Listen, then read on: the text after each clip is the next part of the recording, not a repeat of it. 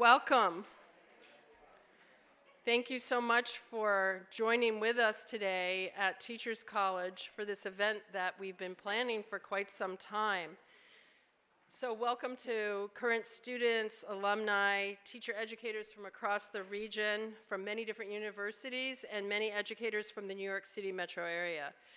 We're really pleased to join us for the first of this new series that we're launching now, but will continue all next year, that we're tentatively calling Complexities and Conundrums in Teaching and Learning. I'm Celia Euler, and I'm the Vice Dean for Teacher Education here at the college. I have the pleasure and honor to collaborate with a talented and deeply committed group of faculty, a lot of whom are sitting in the front rows, who prepare educators to teach students from birth through grade 12 and in the content areas of mathematics, science, social studies, music, art, technology, and literacy. We also prepare teachers to work with multilingual and emergent bilingual students, as well as students with disabilities and students who are deaf and hard of hearing. Although we come from different paradigmatic orientations, all the teacher educators at TC share certain commitments, one of which I will highlight here today. When preparing teachers, we put the highest priority on fostering what we call a learner stance. That is, we don't prepare teachers to follow recipes or scripts. Rather, we seek to graduate teachers who are thinkers, carefully analyzing who each student is and what their learning needs are. As a teacher of over 45 years, I really am going to retire soon, I know that at the heart of my teaching is my continual learning. So we're excited to learn together with you here today. Before we hear from our keynote speaker, I have the pleasure of introducing President Tom Bailey. I'm dispensing with the standard bio about his scholarship and focus. You can do a quick internet search to uncover those details. Instead, I want to publicly acknowledge that President Bailey is a stunning example of positioning himself as a learner. I want to suggest that having a president who positions himself as a learner has opened up incredible opportunities for the teacher educators at Teachers College. More than any president in my 30 years at the college, Tom Bailey has been a dear friend and faithful supporter of teaching and teacher education. Tom, on behalf of the teacher education faculty at TC, we want to thank you deeply for your unwavering commitment to TC's preparation of teachers.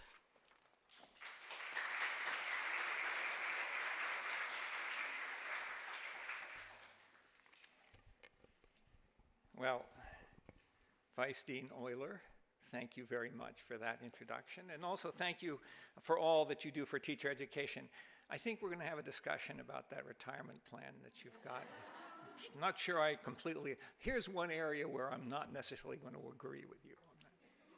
So it's really a pleasure to be here and to welcome you to Teachers College for this really important dialogue on literacy, education, and teacher preparation. I think we've gathered a really vibrant group of educators today. I particularly want to acknowledge our TC alumni and other educators and leaders from around the country or around the region.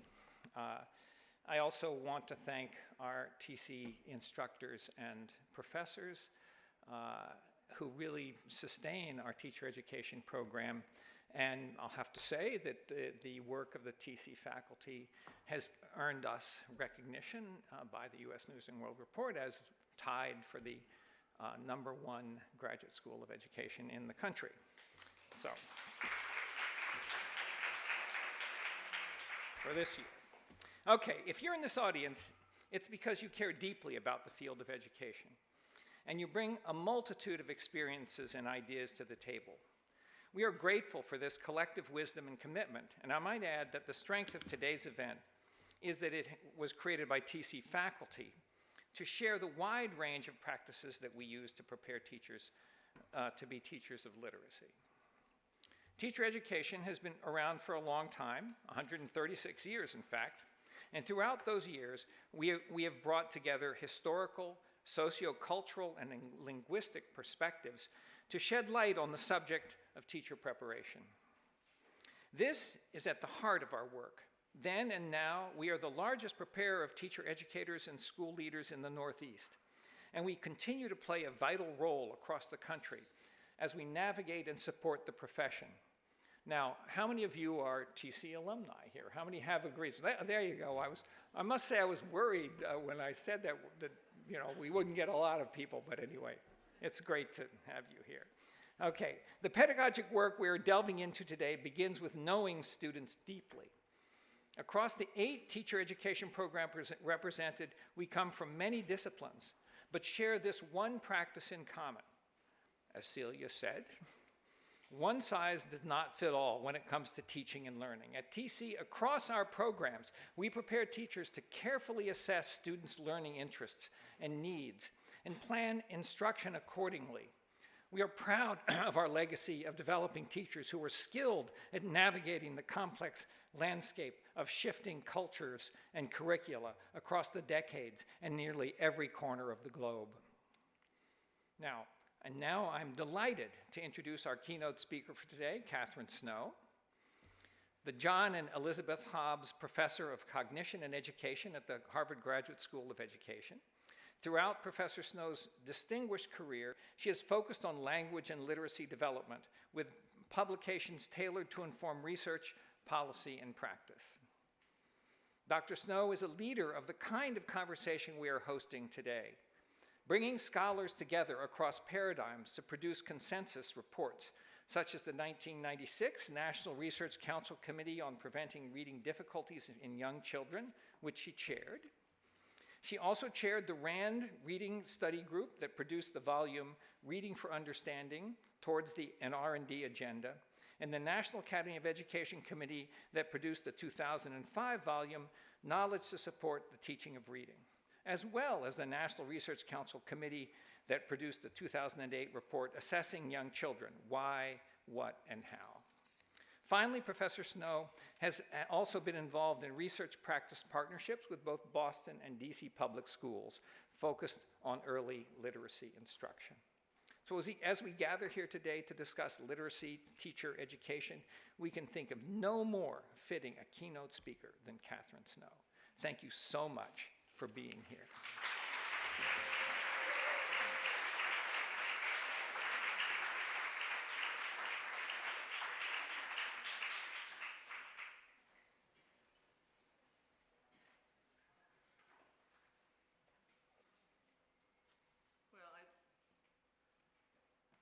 I was going to go find my phone and turn it off, but I don't know where it is now, so.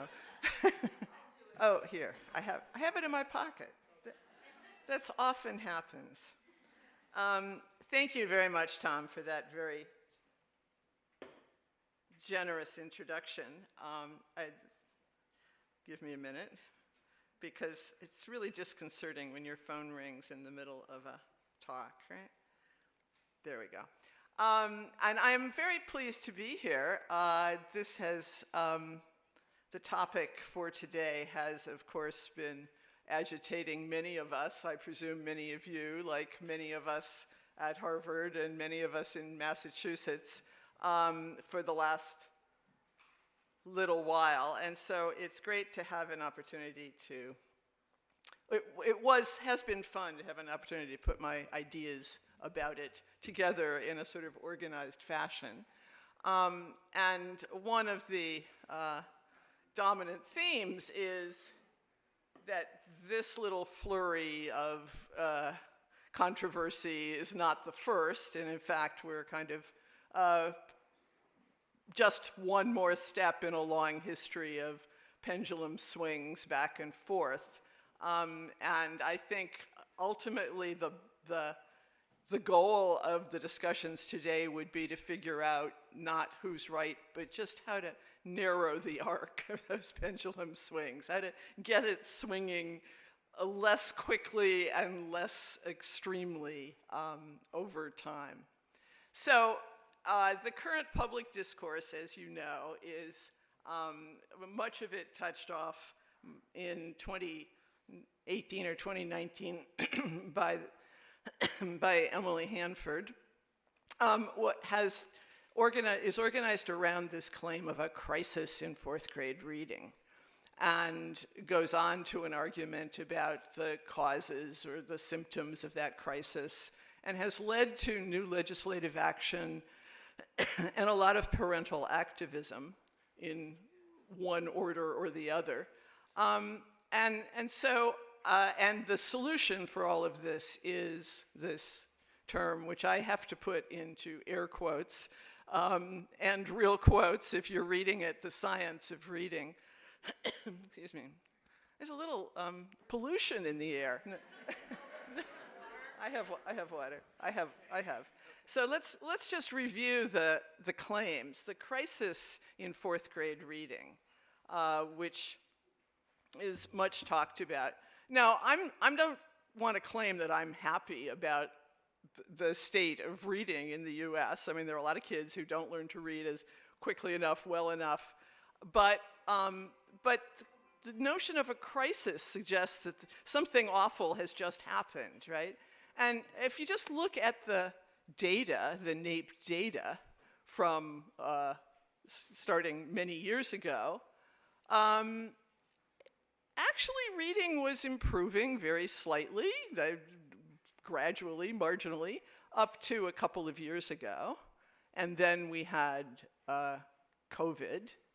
And the effect of COVID was that the schools, many kids were out of school or had interrupted or partial or less satisfactory schooling for a couple of years, and reading scores went down a few points. That's perhaps a much more legitimately claimed crisis, but what does that demonstrate? To me, that demonstrates that the schools weren't doing such a bad job. It's better to have them than not. And kids out of school were, in fact, missing out on effective instruction. So the crisis talk, I think, is overblown for strategic reasons. And then we get on to discussing what the causes or the symptoms are of, let's not call it a crisis, but of, say, a generally less than wonderful performance by American kids in reading. That less than wonderful performance is defined by NAEP cutoff points, which are, of course, somewhat arbitrary. What's the difference between basic and below basic? What's the difference between proficient and basic? A bunch of people sitting around a room decided what that was, but we'll take it as given that half the kids in the country really can't read at an advanced or highly proficient level. And is that because they've all been taught with methods that rely too much on the 3 Qs and the 3 queuing system, or they've been taught to skip hard words, or their teachers have never been taught anything about how to teach reading? And I'm skeptical that any of those 3 things is itself, or that all of them in combination are an explanation. I will confess, I'm not a fan of the 3 queuing system. I'm not a fan of telling kids they can skip hard words, although it's what I do when I read pharmaceutical labels. And I think the claims about the failures of teacher education are simply unfounded in data. We really don't know what's going on in teacher education in very many parts of the country, just as we don't know what's going on in first grade classrooms in many parts of the country. So claims that this challenge of improving reading has to do with poor reading instruction really ought to be buttressed by establishing a systematic research effort to see what early grade reading instruction looks like. We haven't had that, and we need it. But the consequence then has been the new legislative action in 30 states and district policy changes, such as in New York City. And the legislative action is happening over in many places. 31 states have passed some sort of legislative some sort of bill with attention to reading instruction, what in many cases guidelines or strong guidelines or prohibitions around curricula. And that is, to some extent, a product of parental activism in the town I live in, which has one of the better long-term outcomes for reading in the state of Massachusetts, which has one of the better long-term outcomes in the country. The parents are all up in arms and are having weekly meetings about how to improve reading instruction. Legislative action, though, we really have to see that while we can understand why people might move toward that, it has some really serious potential dangers. First of all, the legislators don't know what they're talking about, right? I mean, this is, they often pass provisions which are misguided and overly inflexible. And I will remind those of you who are approaching my age that in 2000 there was a federal legislation that prescribed and proscribed reading curricula in association with the No Child Left Behind or Reading First bills. And that turned into an unholy mess, including lots of accusations, some of them shown to be correct, around financial and friendship relationships between the legislators or the lobbyists and the programs that were recommended. So this is a very dangerous territory to get into. Secondly, the real challenge is that American schooling is locally governed for a very good reason, that there are a lot of differences across the 15,000 school districts in the country, and legislative action at the state level does not take those local conditions into account. So it typically has very negative impact on the underfunded districts, which are being given unfunded mandates to do new things. It's possible in many of these legislative efforts to request waivers, which is, of course, a wonderful thing for your principal or your reading coach to spend several weeks doing in September when they should be organizing reading instruction for the year.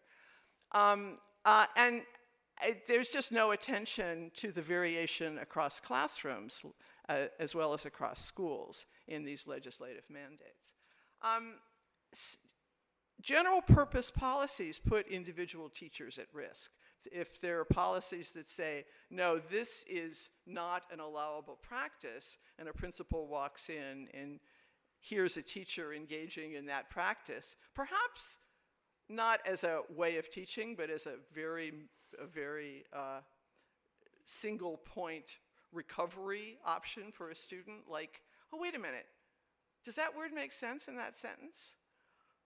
And the principal says, no, 3Qing, we don't do that. Right? That's the kind of thing that can really distort the relationship between educational leaders and educational practitioners, and can put teachers at risk and can undermine teacher autonomy.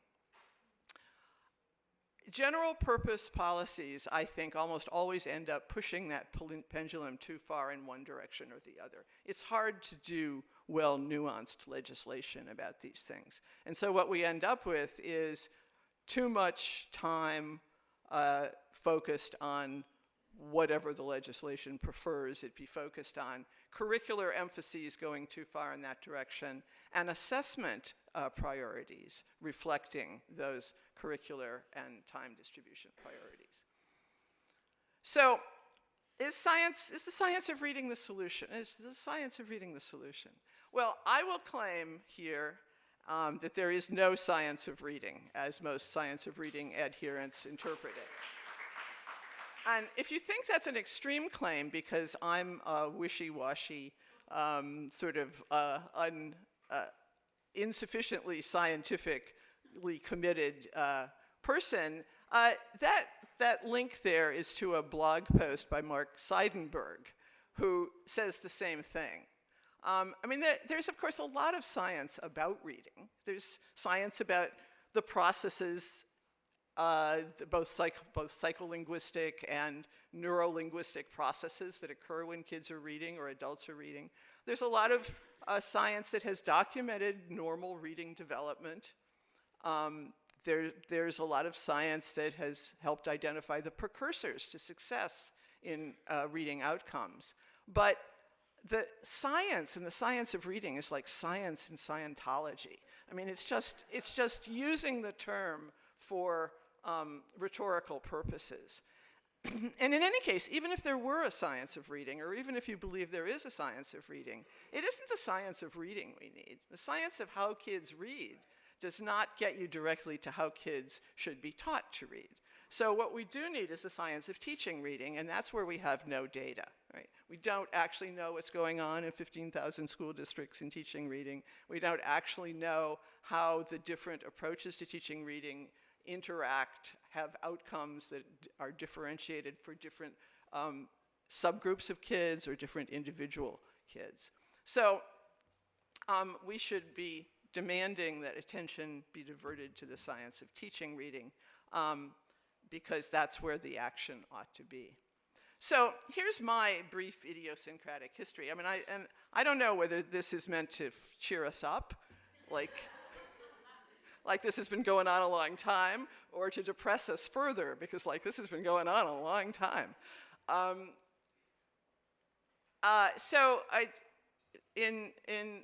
Tom mentioned, I was the chair of a national reading, a national Academy of Sciences committee that was asked to, I have to chuckle when I think back on it. They came to me and they said, well, we want to put together this committee because there's so much research now about reading and we think we can end the reading wars.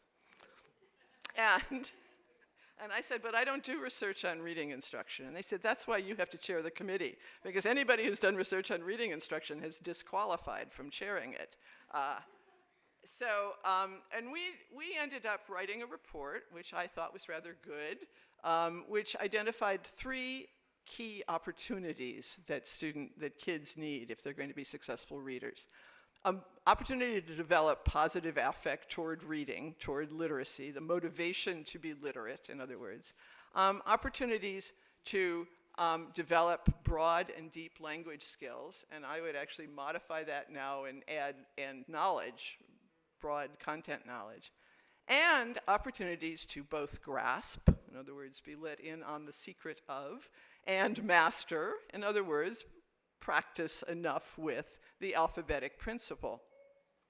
And that report, called Preventing Reading Difficulties in Young Children, came out, and it was actually quite influential for a couple of years. It was adopted by many states as the basis for their reading professional development. But then 2 years later, the National Institute of Child Health and Human Development report, the reading panel report, emerged, and it was very similar in some ways. There was no conflict in the recommendations from the 2 reports, but the emphases were clearly different. The National Reading Panel, the Chartreuse one there, emphasized experimental evidence, experimental and quasi-experimental evidence, and it emphasized studies about instruction and reading outcomes, whereas the Preventing Reading Difficulties report took a much broader, more developmental view of literacy, included attention to early childhood, included attention to social conditions, and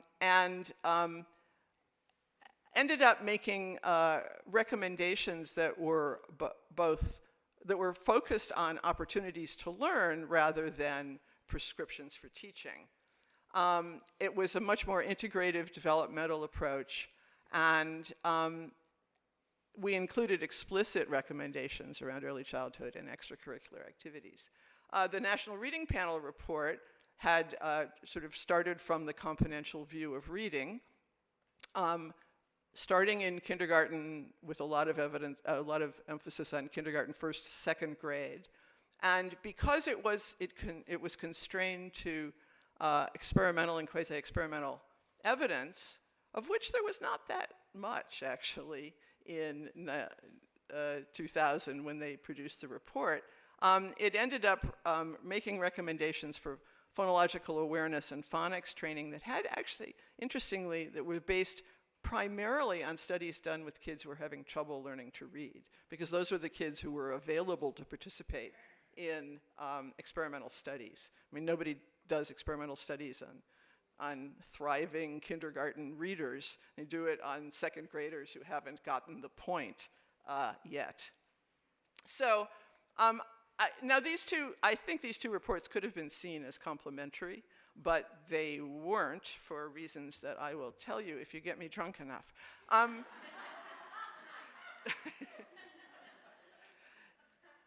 One sort of unifying conceptualization that emerged during that period, though, in the late 80s, early 90s, was Hollis Scarborough's reading rope, which I think everybody is probably familiar with. I think it's a brilliant conceptualization of both the complexity of reading and that it's generally correct. And one of the things that's nice about it is even those science of reading adherents accept it. They like it. They use it. But I think it does kind of carry within it a bit of a kernel of what's so hard about achieving consensus here. So this is the reading rope for those of you who have never seen it. And it emphasizes that there are these strands of what I would call unconstrained skills, sort of the languagey side of it, the languagey, knowledgey side of things, that as they develop, get bound together and become increasingly strategic, and the strands of decoding relevant skills that get bound together and become increasingly automatic, and with practice become automatized.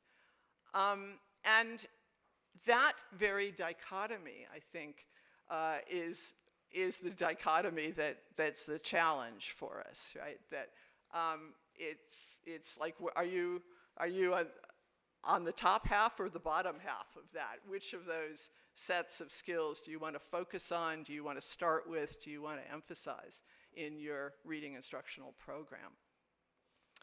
And that's, for me, been a little bit of an organizing sort of metric, because, in fact, I think a lot of what is wrong with the conversations we're having, the public discourse around reading, is that where you put yourself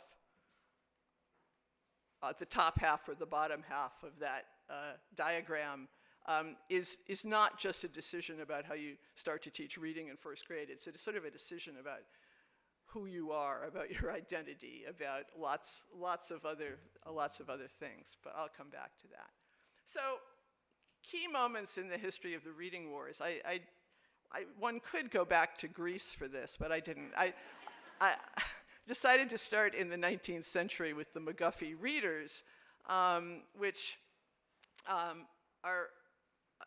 I will argue, were far more brilliant than anybody realized when they were using them in the 19th century, in the 19th and early 20th century. But the McGuffey readers, which was a pretty code-focused approach, a relatively code-focused approach, was, of course, opposed early on by John Dewey progressivism, the experience-based approach to all early instruction.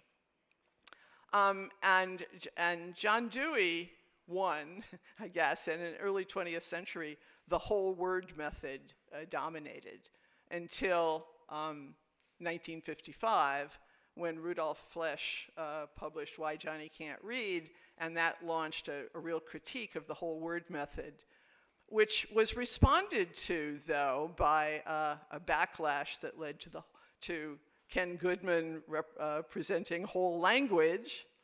That led, in turn, to the 1990 efforts emblematized by the National Reading Panel report and the Reading First legislation. The backlash to that was the thing that we can't say anymore, balanced literacy, and that in turn has led to the science of reading. So we've had pretty rapid pendulum swings in recent times. But let's just take a look at the McGuffey readers, because they are wonderful. This is the first eclectic reader. This is the first grade reader. And it includes a phonics chart and simple words, decodable words, with pictures that could help you identify what those words are. A relatively banal text, which is almost inevitable if you're approaching reading instruction this way. I don't actually know, maybe if there's a historian of reading instruction here, I don't actually know whether that phonics chart was there for the kids or the teachers. But it's in the little book that kids had on their desks.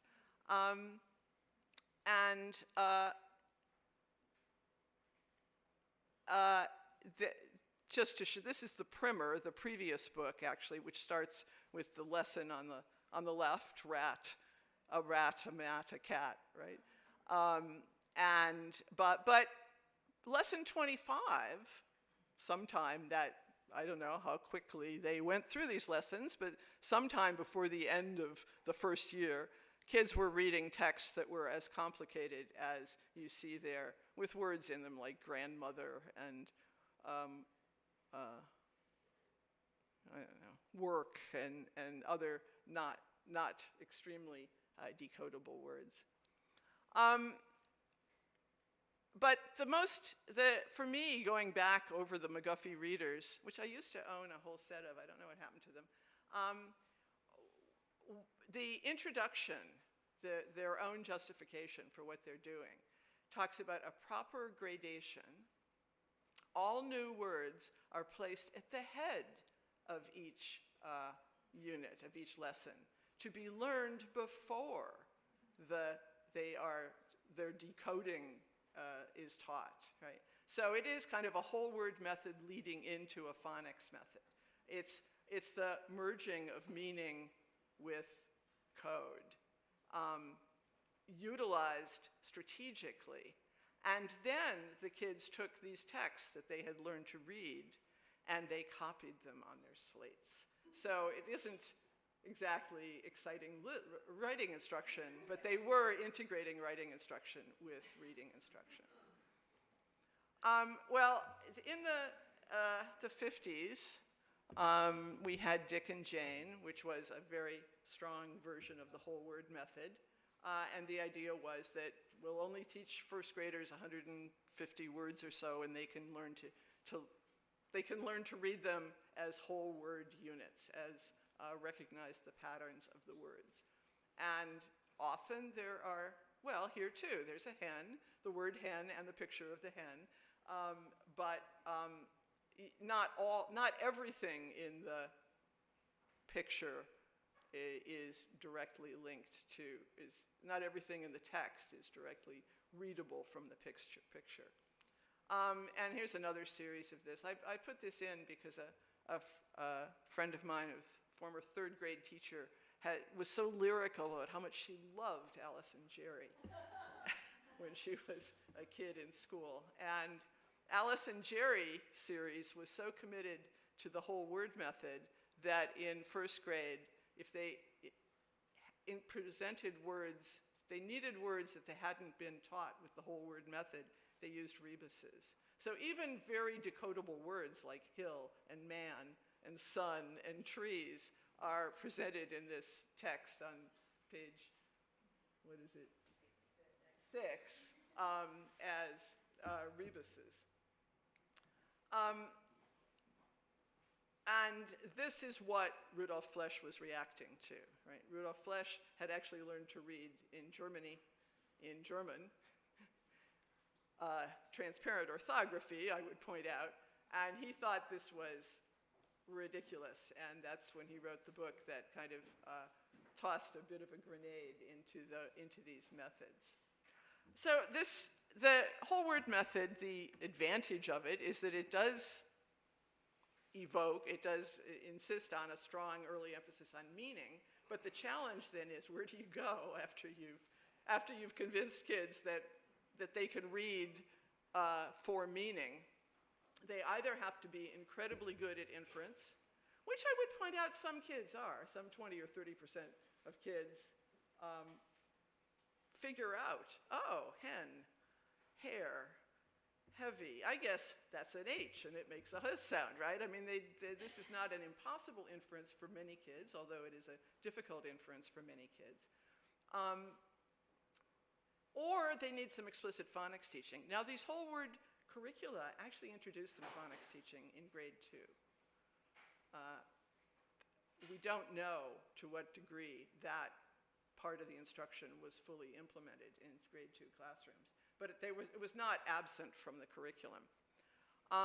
In other words, even these whole word folk conceded the need to teach something about the code, but they and the whole language people subsequently were focused on the difficulties, the flies in the ointment, so to speak. The fact that, first of all, many of the most frequent words in English have to be taught using the whole word method. You can't explain those to kids. You just have to say, learn them, memorize them, practice them, use flashcards, do whatever. They're not going to be vulnerable to decoding. English is thought of as a phonics-based language, but of course it isn't. It's really a morphologically based language, particularly as you move on a little bit. And that means that there's huge numbers of violations of simple grapheme-phoneme correspondences. So if you're going to actually do a good job of teaching kids to decode all of the words that they are going to need to be able to decode by the time they get to 5th or 6th grade, you have to teach morphology, you have to teach etymology, you have to teach a whole lot of tolerance for variability in pronunciation and in spelling. But that variability is rule governed, and it would be a mistake to teach it as if it's just stuff to be memorized. On the other hand, it requires a lot of knowledge of linguistics, actually, in order to teach it well. So, and these are the mistakes that I walk regularly by a dry cleaner that's called Lapel, and I always want to read it Lapel. I'm thinking, what does that mean?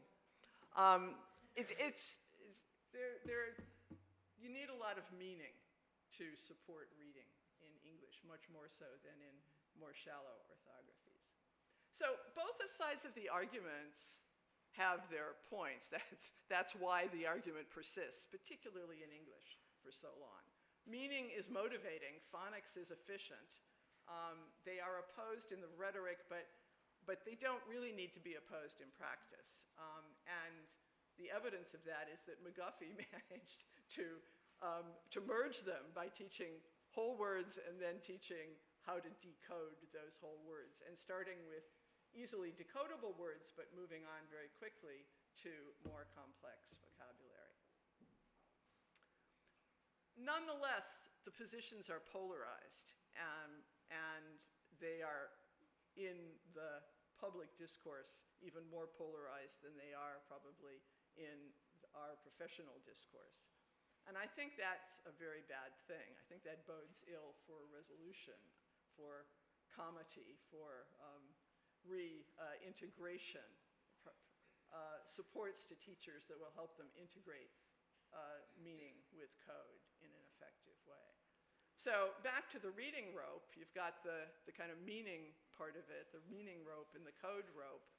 And the meaning rope is associated with unconstrained skills, progressive teaching, teacher autonomy, It's a left-wing approach. Who's willing to read a text and make sense of it and say, well, you can read it that way, but I want to read it this way, right? That's hermeneutics. That's anti-clerical. I grade out the Democrats, because I'm sure there are Democrats who don't buy all of that, but in general, that's the sort of the left-wing politics of it. Whereas the constrained skills, the skills that enable you to read using decoding, to read decodable words that are susceptible to direct instruction, that's the right wing. That's exegesis. That's reading the text the way it's there. That's evangelicalism, and that's republicanism.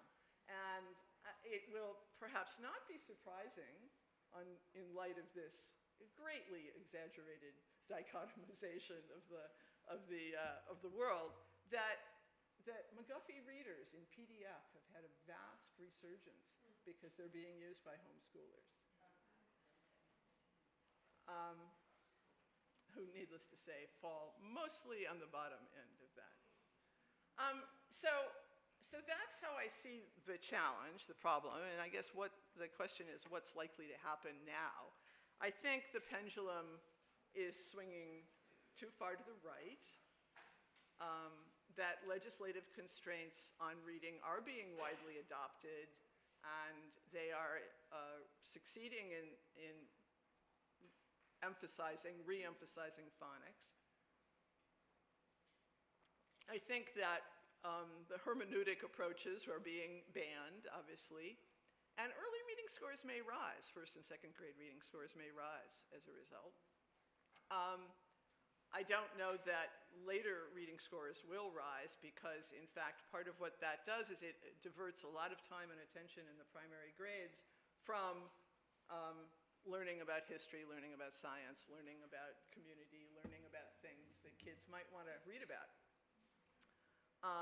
And so then the consequence might be, and this is my worst case scenario, kids get really bored and never read for fun, don't understand how much fun it can be to get lost in a book.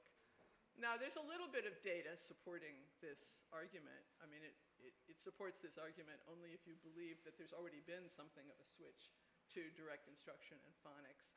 And you probably can't read this, but these are data from the 2021 PEARLS, the international comparisons. 67 countries lined up on many things, including real reading comprehension scores and reading and science scores and so forth. But these are the data about scores on how much kids like to read. Fourth grade, how much they like to read. The US comes in at 57 out of 67 countries. Sort of 47 out of 57, is that what it says? Yeah, 47 out of 57 countries, which is pretty bad. The majority of kids, as many kids say they don't like to read as say they do like to read, and the majority are kind of in the middle saying, eh. So, you know, what are we doing? Are we producing kids who are going to go on to learn by reading books, to immerse themselves in reading books, to become connoisseurs of literature or poetry, or read the New York Times for that matter, or read their local blogs for that matter? I mean, this is just a very depressing picture, I think. And these countries which the kids are in which score the lowest in liking to read are countries in which reading scores have also declined on the PEARLS, actually. So I think the worst potential outcome then is that we realize, oh my God, this is not good. We're producing semi-literate illiterates who, and we've got to go back and do something about it, and then phonics instruction will get thrown out, which would be a very bad thing, right? Rather than resolving the issue by integrating phonics instruction with meaning-based instruction. And then the skirmishes will begin again, and we won't really have resolved the problem. So I think, what does the science of reading tell us we should be doing is exactly the wrong question. And I think some of the better questions include, how do we ensure that first graders understand what reading is about, what it's for, why they're learning to do it, even if what they're learning to do for brief periods of time is relatively boring. If they know what it's for, they're willing to persist. I mean, actually, I don't know, I think one of the values of public schooling in this country is to ensure that kids learn how to tolerate a certain amount of boredom. It served me well, I'll tell you.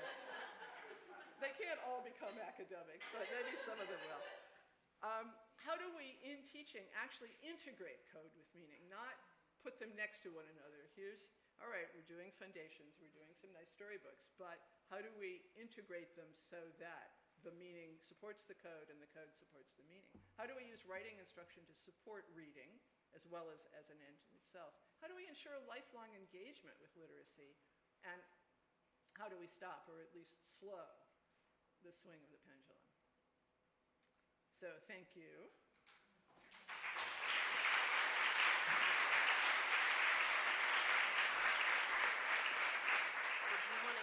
Questions from the podium, or do you want to sit? Okay. So you'll notice on your program you have a QR code, and that QR code leads to a Google form, and that Google form can be used to enter your questions. And the reason I chose to do this without consulting with my colleagues is we really want to keep the focus here today on teacher preparation. That's what we're doing. That's what the afternoon is all about. So it's a good way to look across. How many teacher educators in the room? Yes, good. This is the people we were waiting for. So we want to make sure that for the teacher educators who came here to talk about teacher education, we make sure that we have as broad a range of questions as possible. We also have a good amount of time for questions. We really want today to be a dialogue, which is why we're ending with an hour-long, what we're calling town hall meeting, which is direct engagement with each other. We also have Everett Lounge across the hallway there, open, reserved for us for lunch, so that people can meet each other and talk with all of us. So today is all about dialogue, and we believe we're smarter together. Maybe I should say wiser together. We're more effective, or more, all these loaded words, right? We do better work for children, and I think one of the things that everyone in this audience, I can assume, has in common is our deep and abiding interest and commitment to children, to all children. You know, I was sitting there watching, I'm kind of talking while you get time to fill in forms, and then Sarah's gonna read some of the questions with that microphone right there after you turn it on. I was watching the Dick and Jane and realizing all of a sudden, like, oh my goodness, I didn't know how to read when I got to first grade. And that was my reading book. But I also noticed how white those pictures are, and how an important part of the conversation we haven't entered into yet today is to think about who the readers are and what the texts are that they're reading, and that directly relates to motivation. If you don't see yourself in the story, if you're not part of the story, why would you even want to engage with that story? So I think that's another piece I'm counting on the audience to really bring in here today too in conversation. Sarah? Okay. If you want to sit up front. All right. I think this works. The microphone is working, I right? think I'm going to turn off the pendulum. Is it driving everybody else crazy?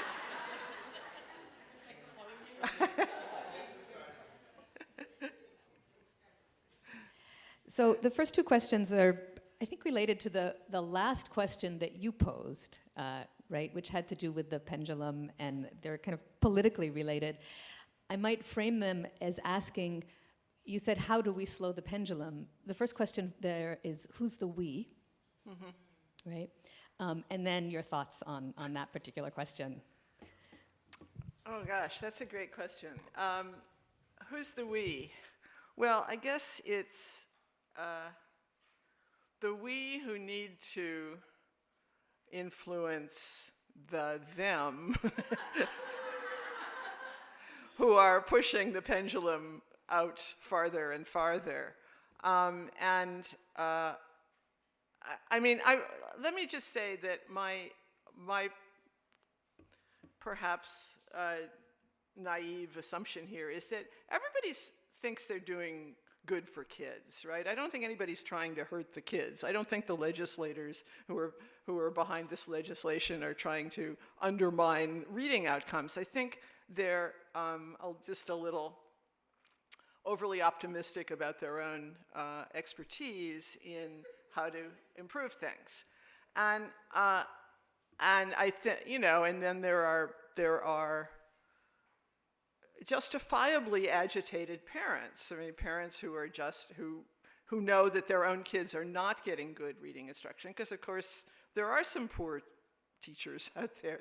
There are some school districts that have selected curricula that don't support particularly new teachers or inexperienced teachers optimally in teaching literacy. We don't want to blind ourselves to that.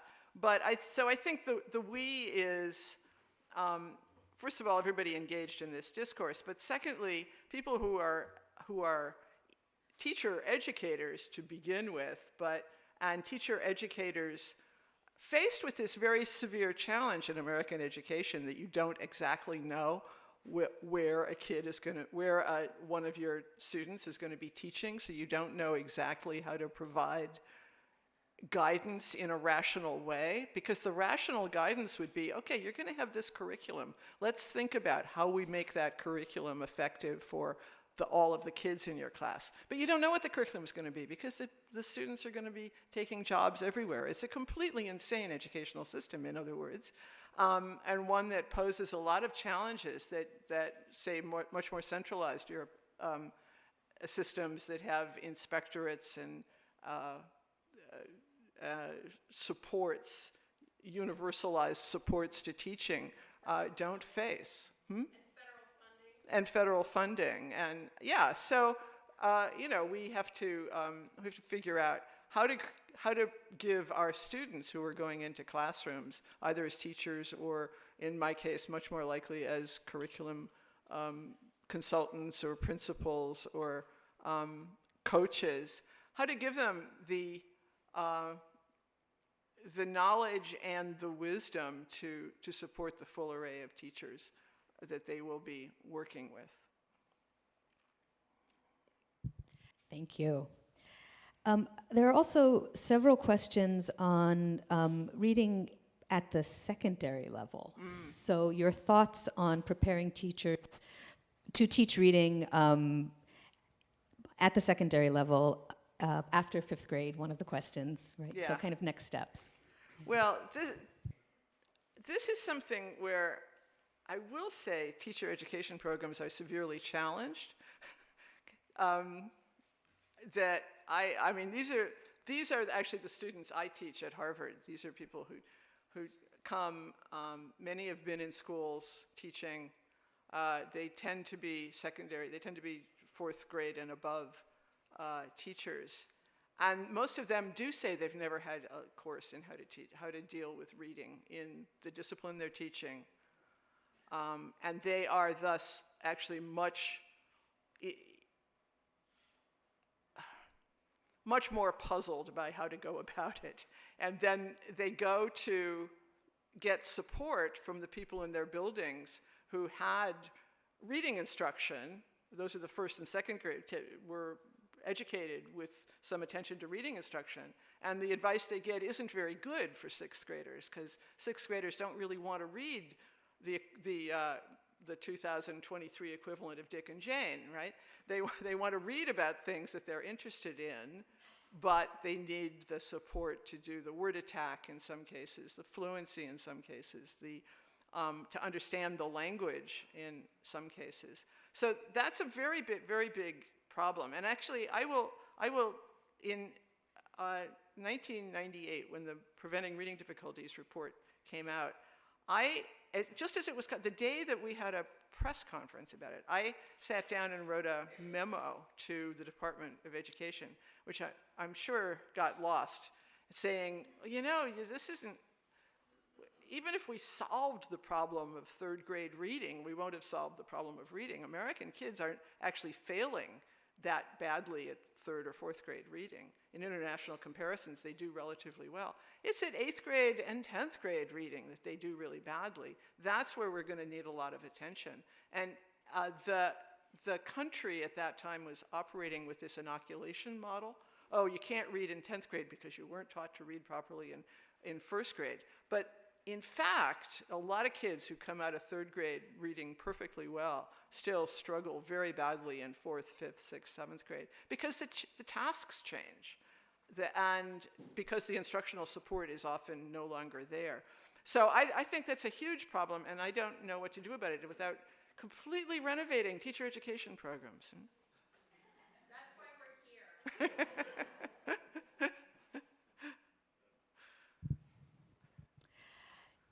Several questions also touch on your thoughts on the kind of research that you mentioned as being necessary. So that includes what different areas would be included if we were actually to research the science of teaching reading. What disciplines might that include? Well, I'd love to hear other people's thoughts about this, but I think, you know, at a bare minimum, various people are making claims about how reading is taught, you know, and what good things and bad things are going on. And we don't actually know, we don't have a census of reading instruction. So some sort of national effort to figure out how reading is taught, or what's going on in classrooms, and you could say, well, yeah, but we know what curricula are being purchased, but we don't know what anybody's doing with those curricula. I mean, the curricula do not teach kids to read. The curricula, under the best of circumstances, serve as supports to teachers to teach kids how to read, and they can get very well used in conditions where there's lots of professional development and support for using them, and they can get very badly used, and they can get put on the shelf and not used at all. So actually having some mechanism to know what's going on, and then of course to see how let's say the 20% of classrooms where something is going on that looks really good, what the teachers are doing to ensure that is being individualized to the full range of students in the class. Because if something is successful for 22 first graders, it isn't the same thing for all 22 first graders. And so we have to come to understand how it is that teachers manage to do that individualization. Thank you. There are a few sort of concrete specific questions. One has to do with the importance, do you think it's important to teach teachers effective read aloud techniques? What's the place of that in this whole conversation? Oh gosh, in the old days when I was a legitimate developmental psychologist, I did a lot of work studying parent-child interaction and read-alouds and things like that. It was a much simpler world. Yeah, I don't know. I mean, there is some evidence that read-alouds are most effective when kids have the right to ask questions and respond, and when the books are of interest to them. But I don't think there's a way to do read-alouds really badly, except perhaps, oh, you know some? All right. Well, you could want to demonstrate? But the point of read-alouds is, of course, discussion and question and answer and engagement. And so I guess if it's not approached that way, it's suboptimal. But again, is that the most urgent thing we need to do? I don't know. Okay, is there a most urgent thing we need to do?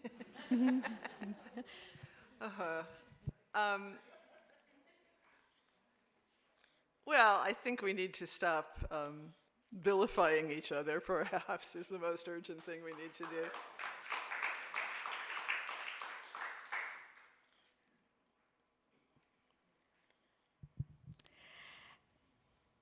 All right, here's another kind of specific question.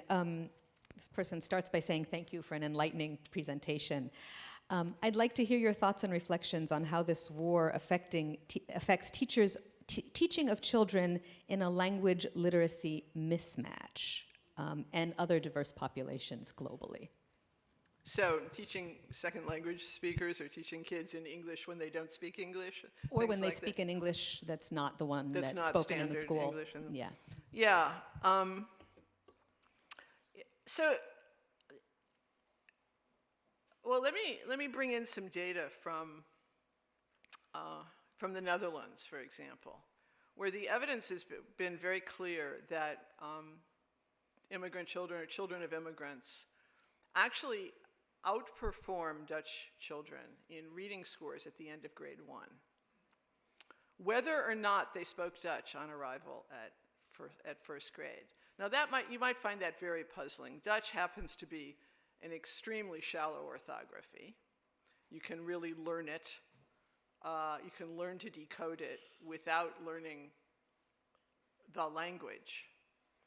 And so these kids on end of first grade tests think that dibbles, can you read these words aloud correctly, faster, they do really well. But of course, in third grade, their comprehension scores are in the cellar because they've been taught to read really accurately and fluently, and they have not had adequate access to language support, to language development, or to access to the content knowledge that would support comprehension in third grade. The only difference in the US is that given how much more opaque the orthography of English is, by the end of first grade, the kids can't even read accurately and fluently, right? So the same, but they would be able to if it were a shallow orthography. That they still need the oral language urgently. I mean, much more urgently to decode and equally urgently to comprehend.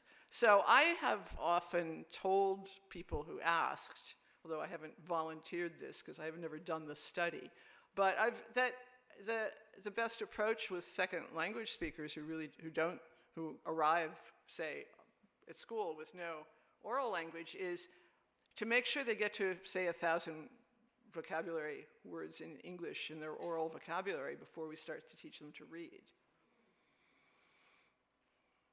This is not advice which is widely accepted or followed, but I think, I still think it's good advice. And interestingly, the most effective bilingual programs that have ever been launched in the US are ones where the kids are taught content in their native language and then that same content in English that same day, right? So paired programs. And those are the ones that have produced the most impressive positive effects for bilingual education. And that's the kind of program that's almost never implemented, almost never designed or implemented. So there's a lot of stuff we know. There is some science for that, and we ignore it.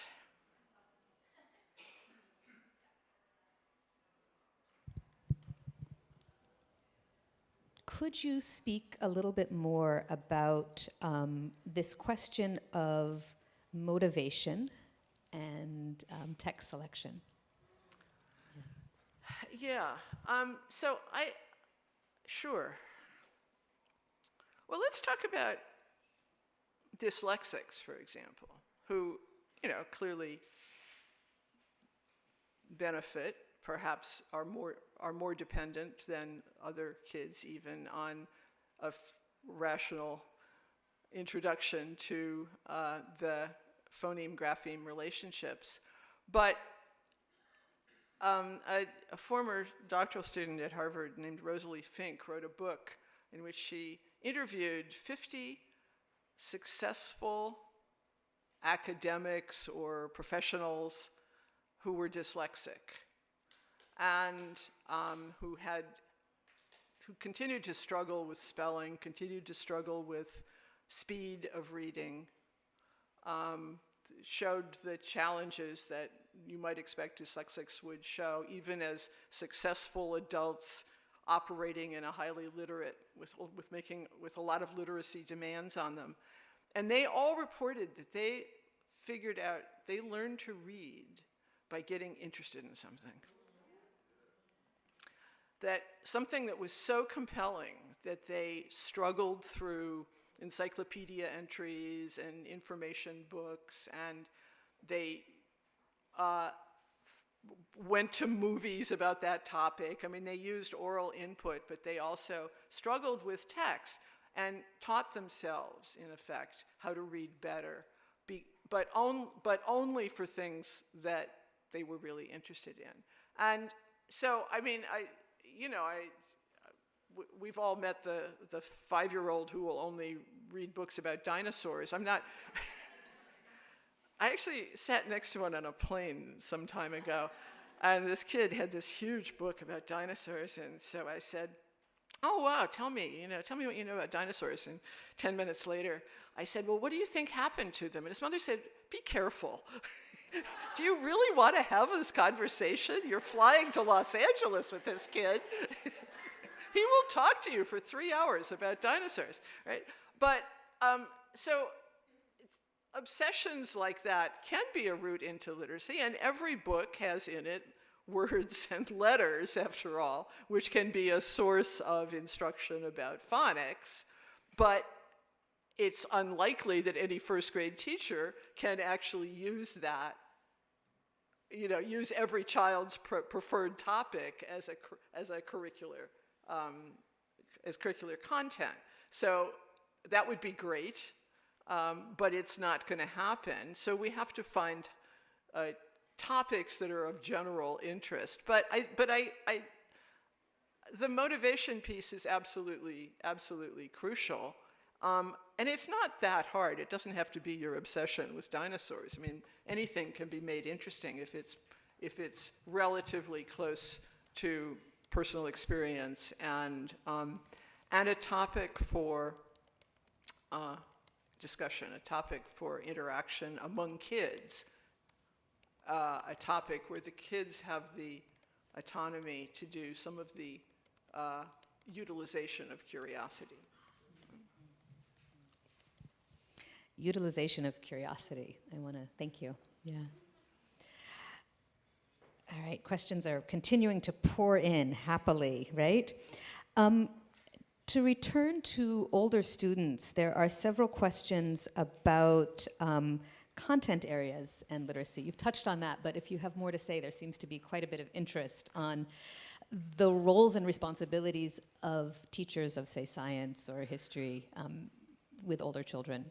Well, or the roles and responsibilities of those of us who prepare those teachers. Yes. To alert them to the fact, to alert them to the range of challenges that their students will encounter in reading texts that they, as experts in the field, think are straightforward.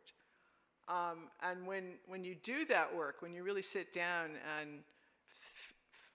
and chart out what are the words in this text that the student is likely to misinterpret because they're being used in a disciplinarily specific way rather than in a general way, or what are the syntactic constructions in this text, or what's the presupposed domains of knowledge in this text that students may not have. It's breathtaking that they can ever sit through they can never read through chapter 22 in the history textbook and get anything out of it. So I have actually worked with colleagues at SERP, which is a research practice partnership, to develop curriculum in science and in social studies for middle grades in which we did our damnedest to try to put into small chunks of curriculum the principles that I think that I and my colleagues in that design group think should organize curricular approaches in the disciplines for middle grade students. And those include, look up word generation, SoGen, SciGen. You will find all these materials. They're downloadable, they're free. They can be used in any classroom. They can be used in any teacher education program as an example of, every unit begins with a reader's theater that puts the topic of the unit into the words of age mates of the students. Every unit culminates with a debate that you can't participate in unless you've learned the content of the unit. The debates are about dilemmas. So the teacher does not have a privileged position in deciding what the right answer is, because they're not like, they're really open-ended questions. The readings are designed to be approachable at different levels for students with different, and to be read by students in groups so that they can help each other figure them out. I mean, so the idea is, you might really not want to read a unit about the Patriot Act, right, in civics. But if it starts with, our principal has decided to is worried about bullying in the schools and has decided to put video cameras in the bathrooms. Here's a group of 6th graders discussing this. What do you think?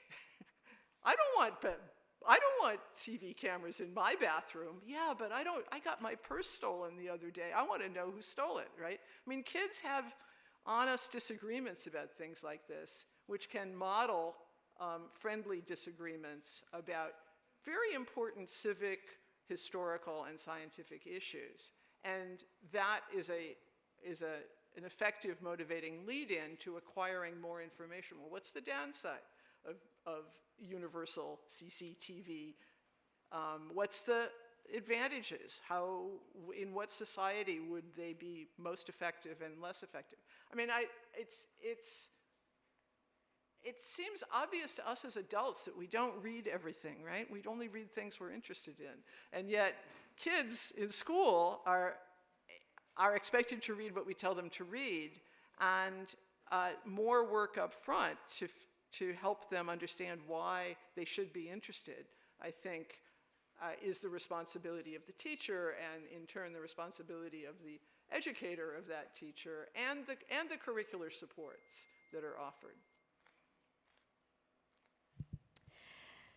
So to go to the educator of that teacher, I'm struck by the brilliant thoughts that you're giving us on what it is to teach reading at multiple levels.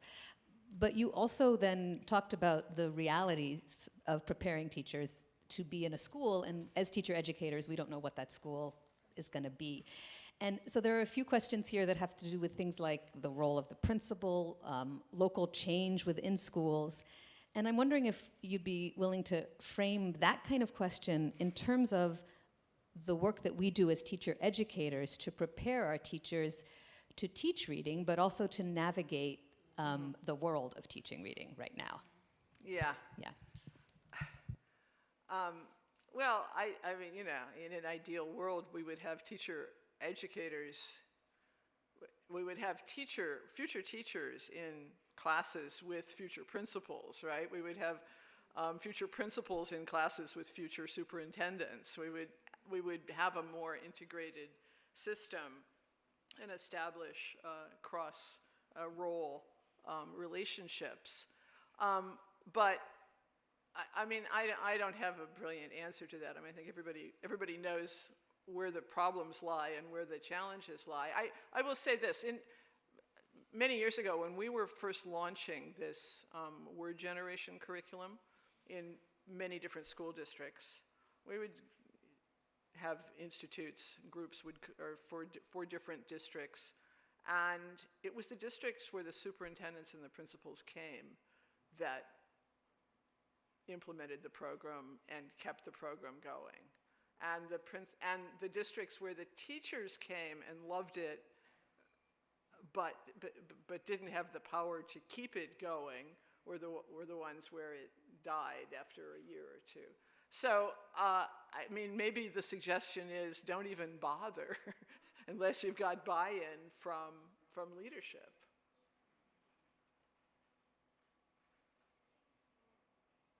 And enough buy-in from leadership that they're willing to learn how it works, for that matter. So we have about 10 more minutes. If there are more questions, please feel free to add them to the chart, and we'll work our way through. Is there there are a few more, but I just want to, yeah. What about the place of assessments and level texts? Yeah.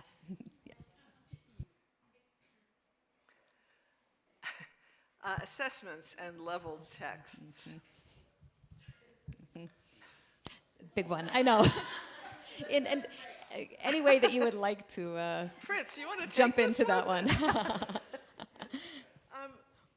Well, I mean, well, first let me begin with leveled texts.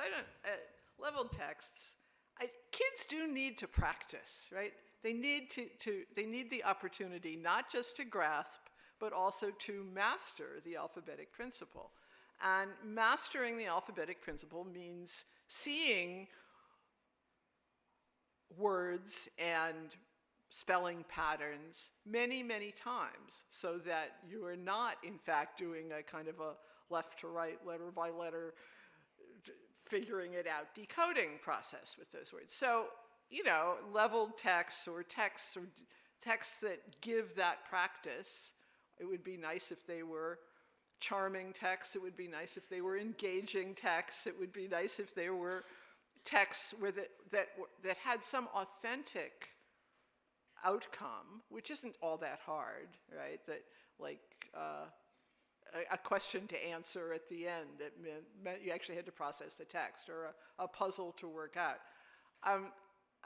I think it's clear that kids need practice, and that one of the challenges of many, Freddie Hebert would argue that many of the current reading curricula push kids through too fast and impede fluency by not giving them enough automatization practice. It's not my area of expertise. I haven't studied this in great depth to know how many encounters with the T-I-O-N ending do you need to have had before you don't try to read it as Tion. But there is room for that. I don't think we should take those all away. Assessments, well, we just have to be really aware of how assessments distort teaching and the system, right? I mean, Dibbles, yeah, okay, it gives you some information. But if teachers are being judged based on their students' Dibble scores, and they know they can get their students' Dibble scores up by making them read faster and faster, that is completely fracturing the intended relationship between Dibbles and comprehension. Normally, if you're not being pushed to read faster and faster, you read faster because you're comprehending more. But if you're being pushed to read faster and faster, you read faster and comprehend less. So then it becomes an obstacle rather than a tool.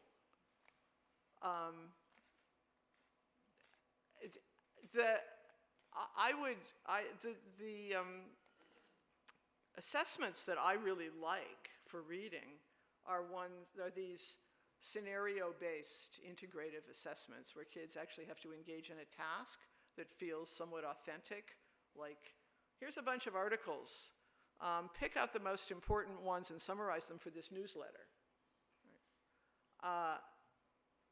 Or here's a bunch of articles which disagree with one another. Decide which ones you agree with and make the argument in this letter to your principal, right? I mean, something that has a purpose to it, rather than just like read it and try to remember in what's, you know, in what state bauxite is mined, which is something that it's picked as a comprehension item because nobody gives a shit in what state bauxite is mined.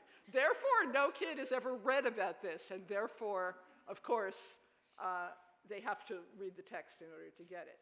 But that's not really what we want reading to be about. We want it to be about authentic tasks. Thank you. All right. As we round out, let me just ask kind of more broadly, for those of us who are teacher educators, what else would you like to say to us in terms of preparing our teachers to teach reading? I'm reminded of the person whose name I've now forgotten, who gave a commencement address this year to the graduates of some university and started her comments with, "You poor bastards." It's a very bad year for graduates. They don't have a lot to look forward to.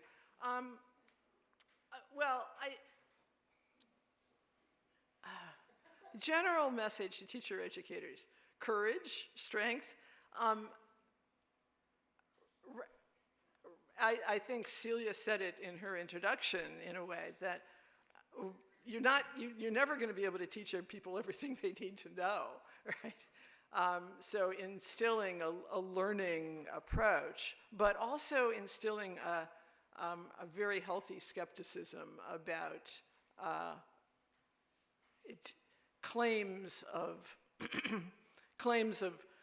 knowledge or expertise from people who don't have a basis for such claims.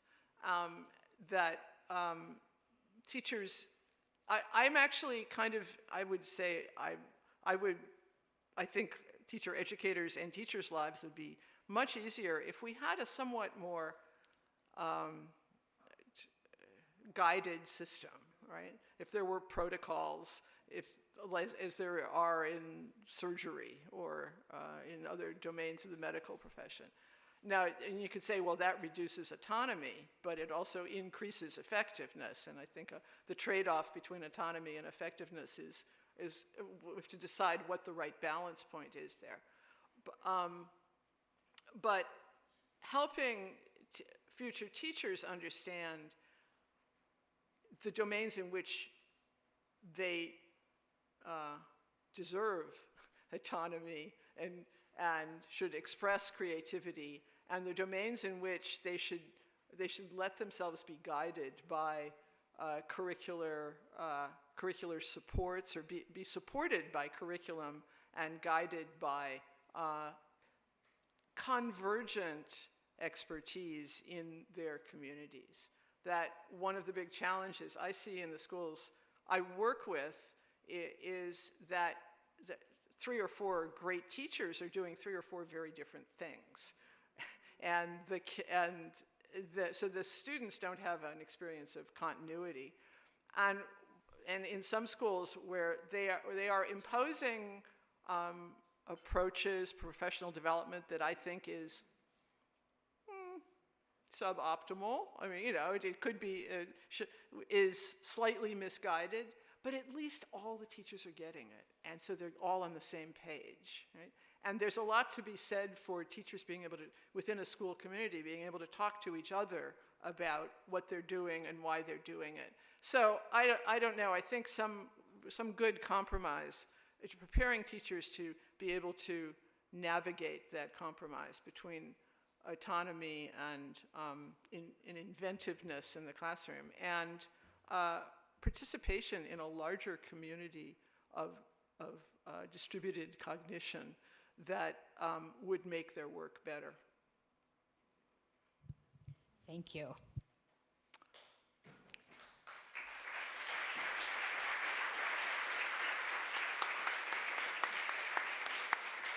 Thank you so much, Professor Snow. I think that I speak for a lot of us.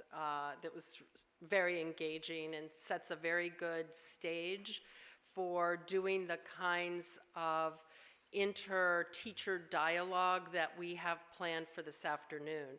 That's exactly the reason why the professors and lecturers here at Teacher Educators planned this afternoon's panels, is we began to have those conversations in our Teacher Education Policy Committee meeting, and we decided that why not take those conversations more publicly.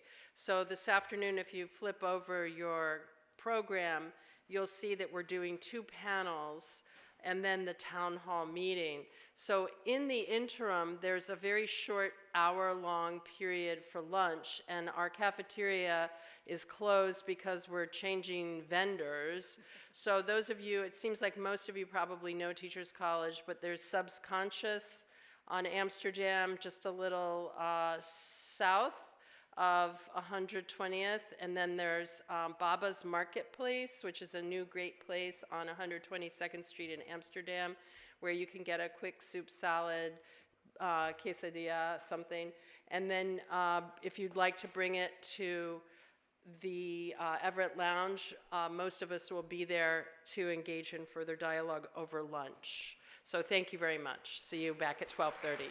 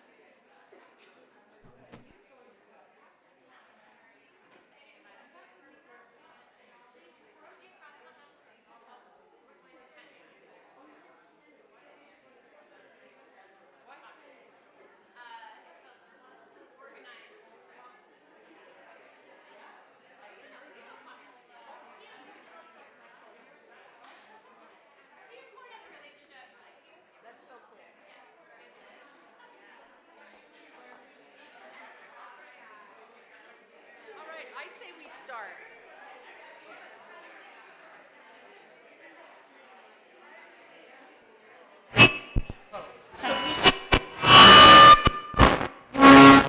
You only want to have one on at a time. So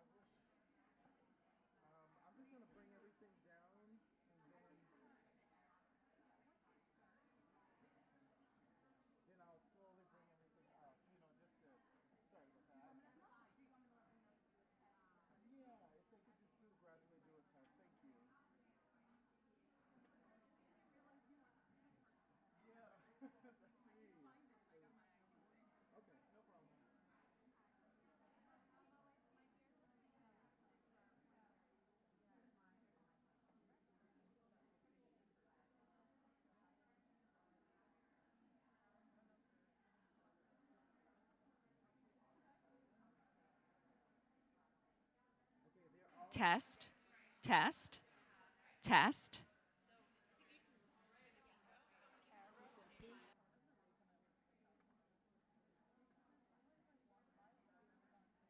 Test, test, test, test, test, test. It's on? back, everyone. Welcome back. Is the mic working? Welcome back, everyone. And the mic will be working in a minute. In the meantime, I apologize to anybody who needs microphone amplification. So at this time, we're going to have 2 one-hour panels with faculty from 8 programs at the college in which teachers are prepared to teach literacy. The first panel focuses on our approaches to pre-service teacher education, and the second on in-service. Panelists will introduce themselves and make a short introduction to their program's approach. The genesis of this panel began at our Teacher Educators Collaborative meeting when we became concerned about how university-based teacher education literacy preparation was being erroneously described by numerous media outlets. We're also concerned about the false binary being sold on literacy learning and the lack of actual scholarship being shared with the public. This panel is our first step in working to bring wisdom and nuance to the conversation about how best to prepare teachers of reading. And we want to suggest, tip of the hat to Susan Masulo, that all teachers are, or should be, can be, will be teachers of reading. Finally, we want to underscore how critical it is for teachers to be fully prepared to use our professional knowledge to meet all learners' widely divergent needs. There is no system or curriculum or approach that can do that. It's teachers who are prepared to carefully assess each learner's reading profile who make the difference. At TC, our literacy instructors focus on putting children and youth and their learning at the center of our pedagogy.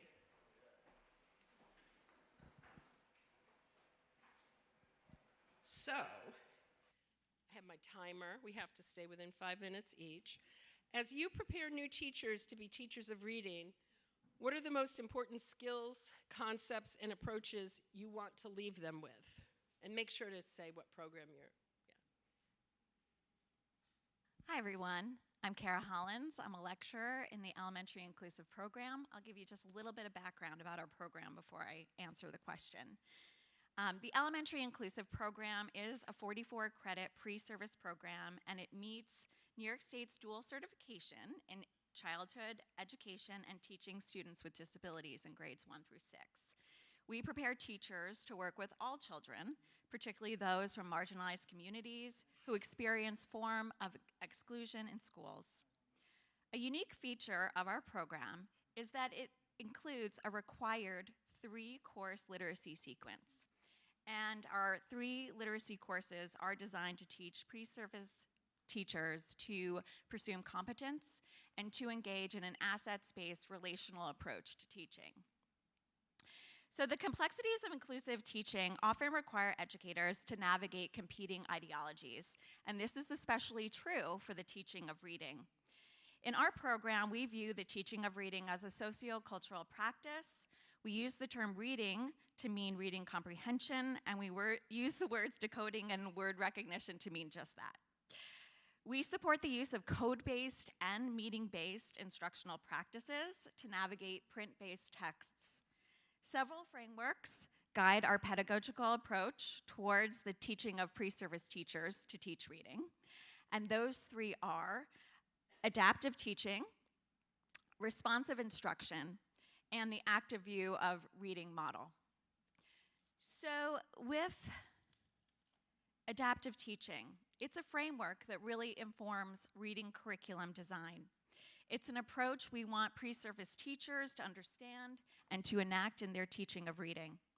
An adaptive teaching framework includes valuing students as individuals, being flexible, designing authentic literacy experiences, and connecting students' cultural and linguistic strengths to reading instruction. Adaptive teaching aligns with culturally responsive pedagogies, and according to Vaughan, Massey, and Parsons, adaptive teachers use their knowledge of reading acquisition to design learning experiences that match students' instructional needs and reflect their rich backgrounds, literacies, and cultures. We want our graduates to be adaptive teachers, teachers who can be decision makers for their students, and who take a critical stance towards one-size-fits-all teaching of reading. Within an adaptive teaching framework, we teach pre-service teachers to engage in responsive reading instruction. And responsive instruction, as described by Gelsheiser, Scanlon, and colleagues, has to do with the process of a teacher collecting information about what students know and can do and what they need to learn next. So in order to engage in responsive reading instruction, we teach our pre-service teachers how to assess students' literacy practices and skills. We also teach them how to use observational and assessment data to develop multiple pathways to support our students as they access and interact with meaningful texts. So in all of our literacy courses, we include learning objectives related to reading development and instructional practices. Some of the constructs of reading that students explore in our courses are, but are not limited to, the alphabetic principle, comprehension, fluency, morphological awareness, phonics knowledge, phonological awareness, print concepts, sight word recognition, strategy use, text and language structures, vocabulary development, content knowledge, writing, as well as assistive technology, augmentative and alternative communication, both of which are mechanisms that can support the learning and communication of these constructs. So we draw upon the active view of reading model, a relatively newer reading model by Duke and Cartwright, to represent the relationship among and between the many constructs of reading. One reason for this model, that we draw on this model, is because it names sociocultural context and the reader's social identity as impactful on the reading process. This model also highlights the importance of active self-regulation, including motivation and engagement in reading. It also frames word recognition and language comprehension as integrated. To sum up, essential skills related to reading that we want graduates of our program to leave with include forming relationships with students. We want them to use students' interests and identities to design reading instruction. using a variety of literacy and reading assessments for instructional purposes. We want our graduates to be reflective and curious and take a learner stance. We want them to select children's literature critically and purposely and use it to support comprehension. We want our graduates to be able to plan for and use a repertoire of pedagogical approaches to teach students how to make meaning from text. We want them to use varied approaches to word learning, and we want them to build students' knowledge and flexible use of strategies. Lastly, we hope that when our students leave us, they view all students as having literate resources. They reject the notion of a literate, non-literate dichotomy and understand that literacy develops across an individual's lifetime.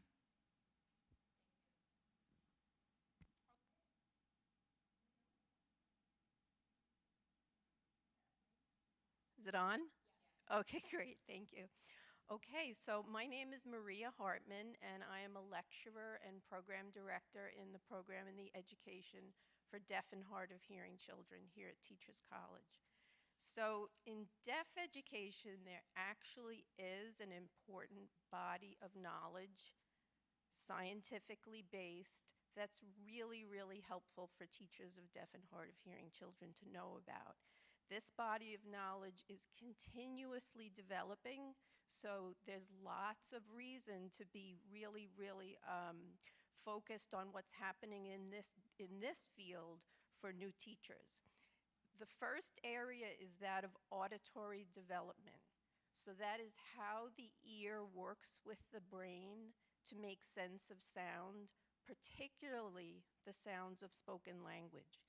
We know that a typically developing fetus will start hearing its mother's voice at what age? Anybody know?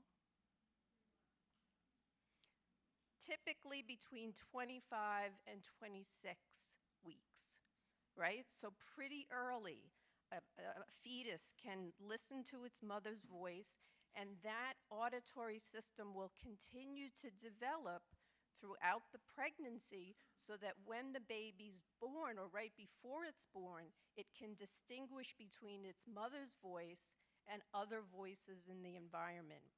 That baby knows its mother's voice when it's born, it prefers it, and it will turn towards the mother's voice over other voices in the environment. So that baby's neural connections that are building language in the brain start before the baby is born, right?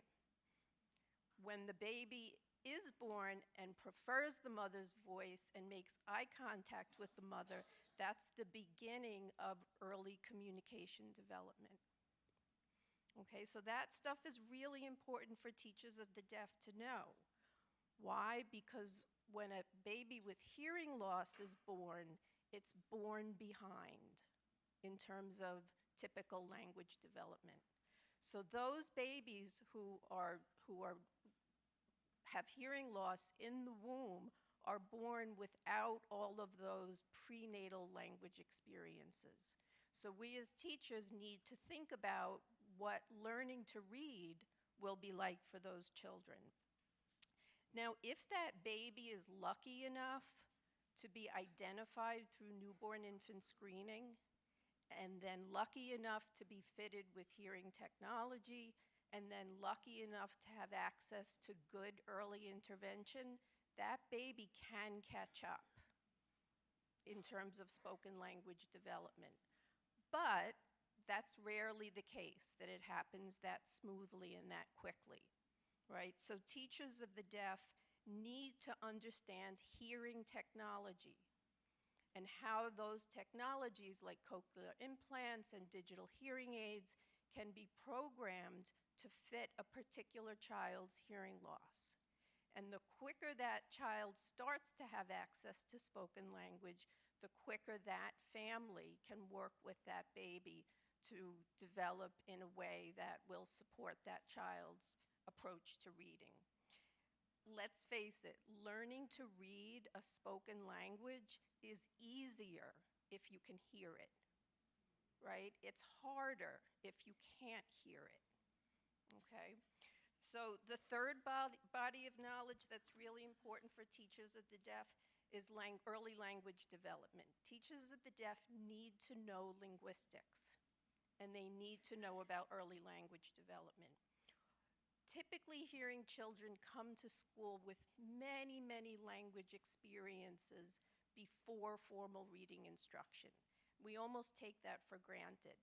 Deaf children often don't come to school with complete language experiences. So we as teachers need to think about how we'll work with those kids who are chronologically one age, but linguistically another age. Okay, so those kids come to school disadvantaged in terms of reading readiness. Now, we know a lot of kids come to school disadvantaged, right? So there are other factors that are related to why kids come to school like that. There are SES factors, there are other handicapping conditions. So imagine those with hearing loss on top of it. Okay, so knowing about early childhood development, as Dr. Snow and I were talking over the lunch break, the one-word utterance stage, the two-word utterance stage, and how you move kids past those early language stages, that's not something we typically study as teachers, but teachers of the deaf need to do that. Okay, and when we talk about language development, we're not just talking about the number of words you know, right? There's the 30 million word experiment and the Horton Riesly. Ooh, okay. Okay, it's what you know about words and how words are used in increasingly complex sentences. Other than those three, or beyond those three ideas, deaf kids need to learn the same things about reading that hearing kids need to know. So all the same things that Kara just mentioned, teachers of the deaf, good assessment, not just standardized assessment, but that kind of day-by-day assessment, and then what we've learned from cognitive psychology about teaching and learning, the value of background knowledge, the importance of review and practice, et cetera, et cetera. Sorry. Oh, I can just keep going with this. All right, testing. I think it's still working.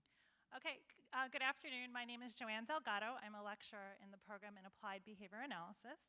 Just a little bit of background on our program. We certify teachers in both general and special education from early childhood through grade 6. Our goal as faculty in our program is to teach our teachers to be equipped with scientifically based pedagogical tools to teach all learners to become accurate, fluent, and engaged readers. There are 3 approaches that we really draw from. Reading is embedded in all of our course sequences. Our students also take a course with Dr. Susan Masola, who will be a panelist later. And so the simple view of reading is one approach that we utilize in our program. We also use a verbal behavior developmental approach. With that approach, we teach teachers about communicative developmental milestones that are necessary for students to learn to read. A core component of the curriculum for our teachers is to learn this sequence from early childhood forward. This allows teachers to arrange instruction that is accessible based on each individual student's learning histories. Teachers learn that even with the best research-based teaching practices and materials, if a child is missing a milestone or more than one, learning to read will be a challenge. So it's critical that we teach them how to establish these missing milestones by drawing upon empirically research-based tactics and procedures. In addition, we coined the term strategic science of teaching and practices as it applies to reading. This is a major component of our teaching practices with our teachers. This includes a system to reliably measure and implement evidence-based practices for teaching reading. It includes continuous analysis of student learning and their own teaching. It comes from either troubleshooting, learning difficulties based on many different factors, such as their learning history, their environment, as well as continuing to advance students that are learning is also very critical in this model. The literacy component that we prioritize, obviously, is the early language experience and development, building from what Dr. Maria Horton just spoke about. We really want our teachers to be aware of what their students' speaker and listener responses and how that plays a role in their reading instruction, so building on those communicative developmental milestones. We also talk about structured literacy. We want to be aware of phonemic awareness, phonics, blending is really a critical component, fluency, sight word instruction, vocabulary development and comprehension. We want our teachers to be able to teach students to be able to comprehend with explicit, implicit, as well as evaluative learning experiences where they're able to join their own experiences from the world around them into their reading instruction. Another core feature, while we are teaching, of course, the structural components of reading, the alphabetic principles, is the function of reading. We place a big emphasis on teaching teachers how to teach students to learn and value reading and become motivated for reading. So it's a really core feature. And with our strategic science of teaching model, we're able to develop procedures to measure and reliably measure and also implement procedures so they do value reading, and we see students then acquire that value for reinforcement and learn exponentially quicker. What are specific skills that we want our teachers to be fluent with, and when they leave our program, we want them to be really equipped with the different types of reading assessments that are available in their schools. We try to really work with their school that they're placed in and identify the different curricular materials and assessments they're using, but also provide multiple exemplars for them so they're ready to use those assessments, but most importantly, use the assessments in a way that can inform their instruction in the best way possible so their students can learn. We also work with, because we work with a diverse range of learners, we also teach them how to use diverse intervention curriculum and procedures. And that includes developmental protocols for those students that are missing those communicative milestones that I spoke about earlier. Our teachers are also, we teach them how to use explicit instruction, especially at the foundational level for reading. So when students are learning to read, how to do step-by-step instruction following a reading sequence tied to the core objectives and what standards are being used in their schools, how to model and how to provide direct instruction for the individual learners.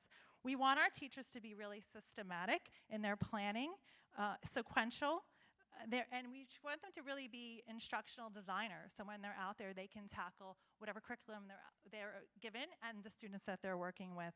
And with that, we use a lot of positive practice based on the principles and science of behavior. So we teach them how to make the learning environment a positive reinforcement environment, as well as to deliver effective feedback with reading instruction, which will result hopefully in more learning. Along with reliable measurement, we cannot not talk about continuous analysis, hence our program description name, behavior analysis. So we're constantly teaching our students to analyze all aspects of instruction. So whether it's looking at the types of texts that are used for older learners to early learners, looking at the curriculum materials that they're using. And with the measurement, our teachers can individualize the scientific practices to work for that particular student, drawing on those tools. Our analysis in terms of instruction, we teach our teachers is cyclical. So we start with the planning, and then we move forward to execution, making sure those pedagogical tactics are in place. And we conclude with going back to that planning, whether the student is learning or not learning. And our main premise of our model is that teaching is not complete until the student has learned, so that process continues. And that's a really important component of our model. And I'll leave with what our teachers, we want them to leave with knowing that effective reading instruction is a form of social justice. So we appreciate everyone being here and being part of this panel and for this reason. Thank you. What a beautiful ending, thank you. I'm Sarah Kreider. I'm a lecturer in the TESOL program, so that's Teaching English to Speakers of Other Languages. Many of you may know this, but TESOL in New York State is a certification for pre-K through 12th grade. So you can imagine there's a lot of different kinds of learning how to teach reading that happens in our program. So I'm going to talk about one fundamental mindset and two primary skill sets, just to keep this relatively simple. The mindset, I think, has actually been beautifully described already today, but it's so important, let me say it again. We start with conversations about what does it mean to teach reading? What are we teaching when we're teaching reading? It's not one thing. So there's no single pathway to learning how to read, and what we really hope that our teachers take is the idea that we need to meet our students where they are, figure out what strengths they're bringing into the reading process, and then what their next step is in that process. So that takes me then to the first skill set that I want to mention, which is close observation, looking and listening, and interacting with individual students and using that interaction to inform our choices. So just to give one concrete example, actually I'm going to give two. Our students need to have a very strong set of linguistic skills and knowledge, including the sound system of English, similar to your work. You may be working with a younger student, if you're a TESOL teacher, who seems to be struggling with basics of sound letter correspondence. And in fact, what's happening is that that child has sound letter correspondence down in their home language, right? And the issue is actually one that relates to learning a new sound system, right? So in that case, the teacher needs to listen closely to the oral production of the student and use what they hear from the student to figure out what is actually happening with that individual student. Another place where we use close observation is we prepare our teachers to work with students with limited or interrupted formal schooling. This is a growing population in New York, across the world, actually, right? And these are often students in middle school or high school who have had lives that have not included formal schooling. They may have been in a refugee camp. They may have had to leave school early in order to work to support their families. So we're talking about students with enormous amounts of lived experience, often with enormous practical knowledge, and in many cases with limited experience with literacy in any language, in their home language and in English. So the first question is, figuring out if that's what's happening with a particular student. And here we teach our teachers to do things like look at the eyes, notice where students are looking. So if you give a student a text with images and text, do they look to the images or do they look to the text? That's really important information. Right? We also want to look very closely for signs of anxiety when reading and writing enter the picture. I think we all know about the research about what an impact anxiety has on learning. And if you're a student with limited experience with formal schooling and you find yourself in a high school classroom and you're handed a text, anxiety is going to be part of that picture. And that's something our teachers need to recognize and work with. That leads us then to the other skill set I want to mention, which is modification. So if we look at a student with limited or interrupted formal schooling, they may need to work on real fundamental pieces of teaching reading, like phonemic awareness. They don't need texts and materials that are designed for 5-year-olds, right? That's not just inappropriate, it's actually damaging. So our students need to know how to modify materials so that they are appropriate for the students that they are working with, or how to create their own materials, or how to find materials. One other place where we work on the skill of modification is in literacy across the content areas. So again, with students as they move forward in their reading journey, we need to work with our students as they learn how to read a lab report for science, which is radically different from learning how to read a poem in English class, which is different from learning how to read a text in social studies class. So our teachers need to know how to look at the grammar and syntax of these different kinds of texts, at how they are organized, at their purpose. We need to also look at the ways that texts are culturally appropriate or not, the way they bring people in or push them away, and then appropriately modify texts so that our language learners can work with them and learn from them, and then eventually critique them.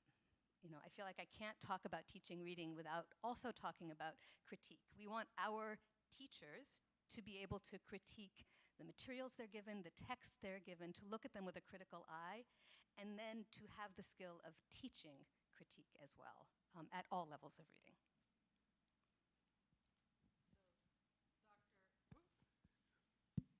Dr. Kreider wins the 5-minute prize.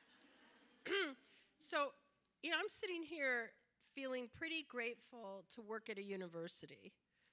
I think you can hear, maybe not overtly, but subversively, is that the right word, underneath these presentations, some paradigmatic differences, some significant frame differences, and some shared values.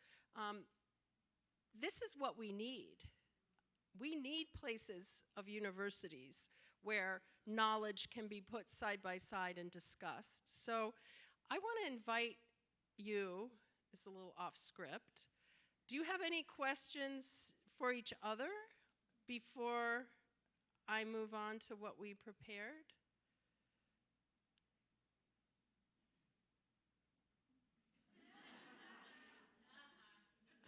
Modeling that criticality.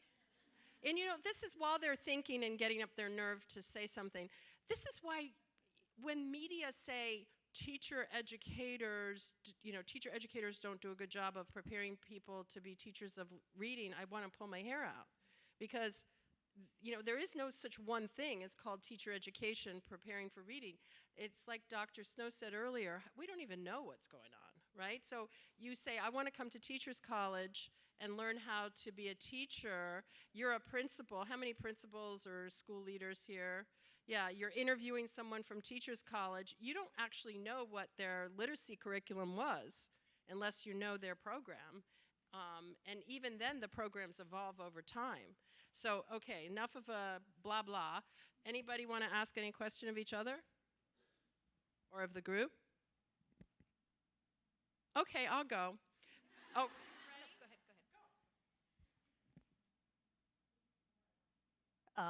From several of you, I'd love to hear more about reading and social justice in your program.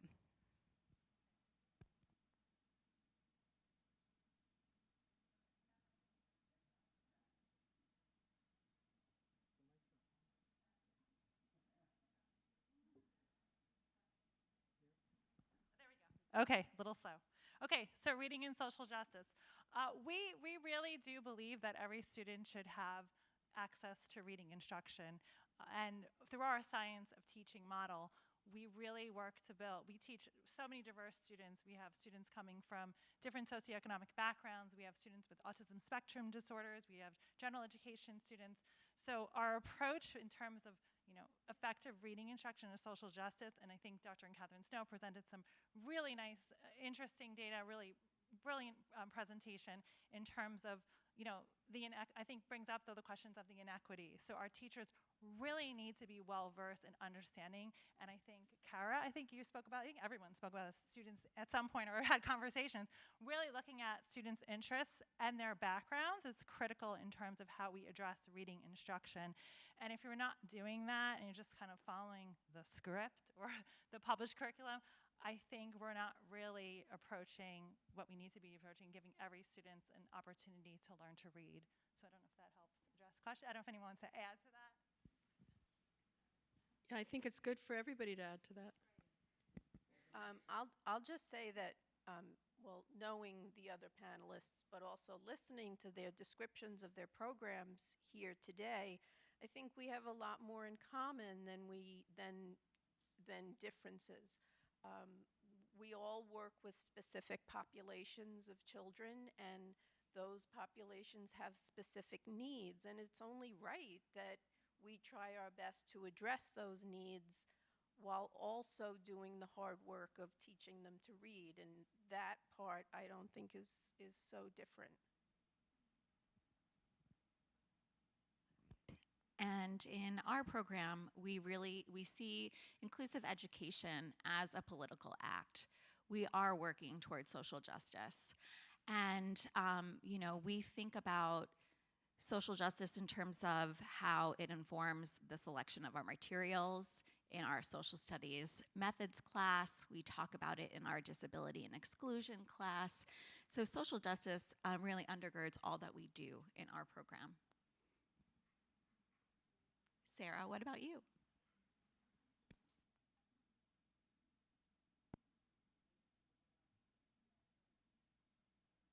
So I sit on. Is it safe? Yeah. Okay.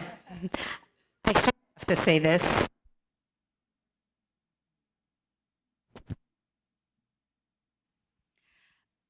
But of course, we have to look at the texts that we are bringing into a classroom.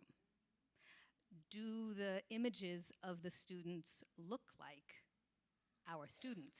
You know, I'm thinking about skin color, I'm thinking about family background, I'm thinking about languages. You know, do students see themselves in the text?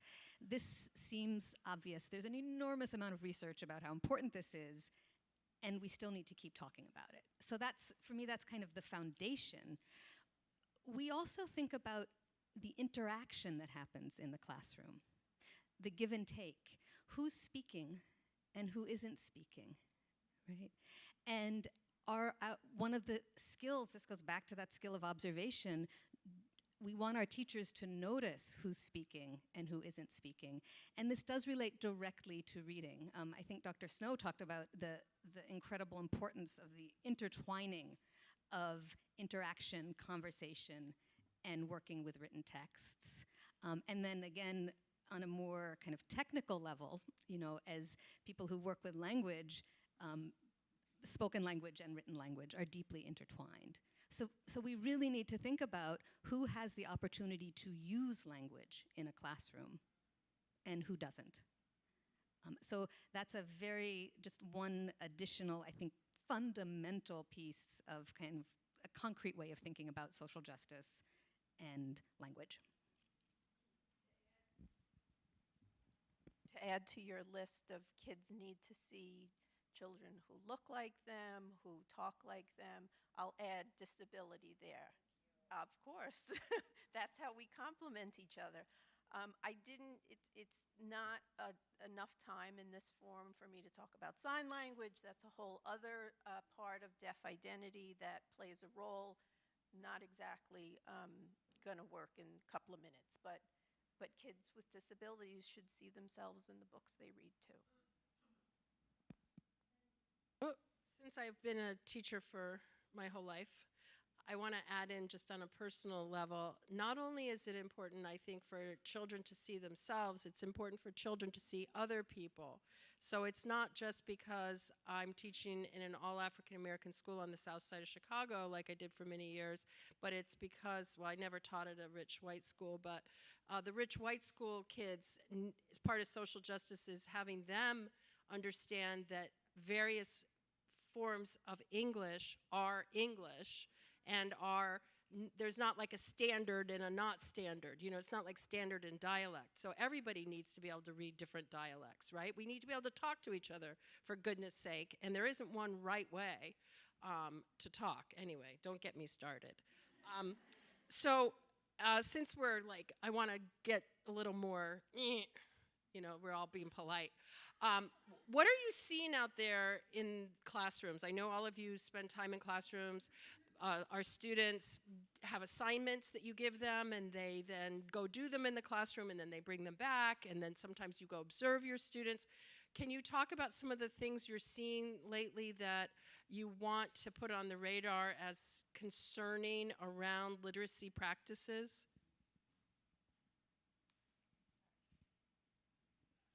I think one of the concerning things that I'm seeing, and we do really try, as I said earlier, integrate their experiences in their schools. We form partnerships with what we're doing in the university, but at the same time, we're seeing a lot of time limits or time spent on specific instruction, which is not, and I think that has been a practice of the past, but being a little bit more, I think, rigorous in terms of the scheduling, and students really not, with that, the teacher cannot be as flexible, right? And all those individualization approaches that we've all talked about today, that can be really challenging. It's like, oh, Dr. Delato, I know I have to do this, but I have to do 25 minutes of this, and this may not be the right for this learner, or they need, given their background, this much more time for this specific explicit instruction. So how do I fit that in?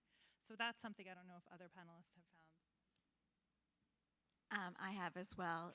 In the spring, I teach a course called Literacy Supports. It's the first course in our 3-course literacy sequence. And students in the class work with school-age students one-on-one for the whole semester.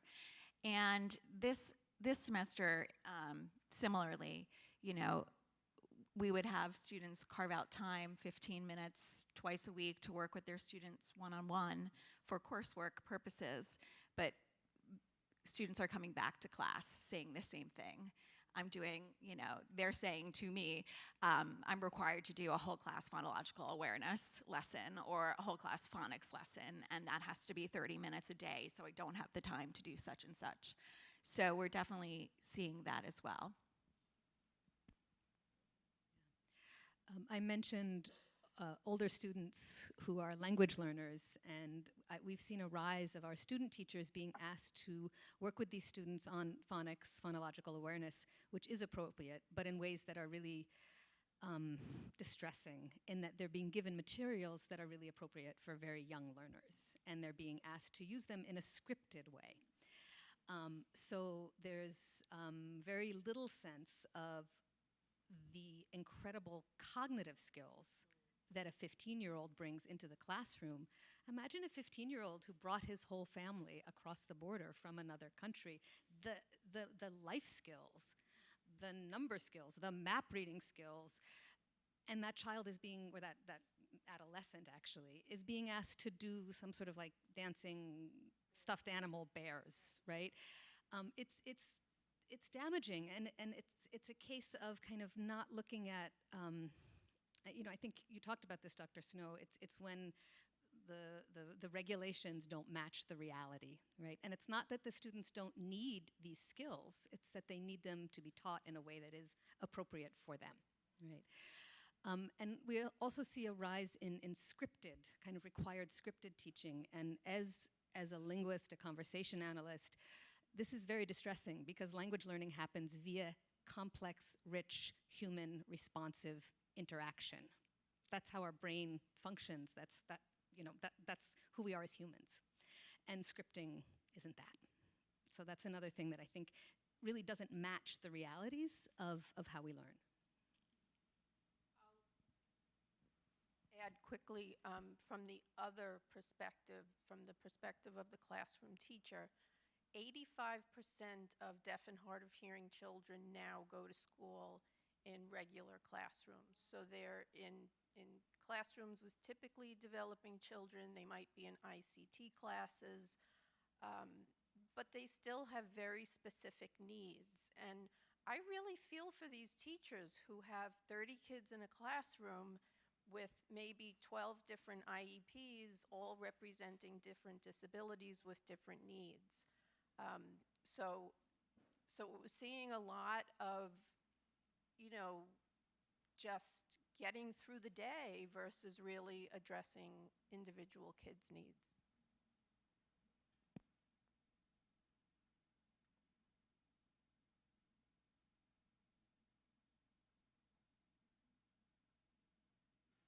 I'm sure there's teachers in the audience who could give you a very long, long list of the barriers that prevent them from being able to do the kinds of instruction that they leave their university classrooms with. And I think it's really, this is the commercial editorial piece of the day. I think teacher educators were the majority of the people in the room right now, and educators also. We need to be way more publicly active. We, in New York City, we need to be screaming and yelling about class sizes.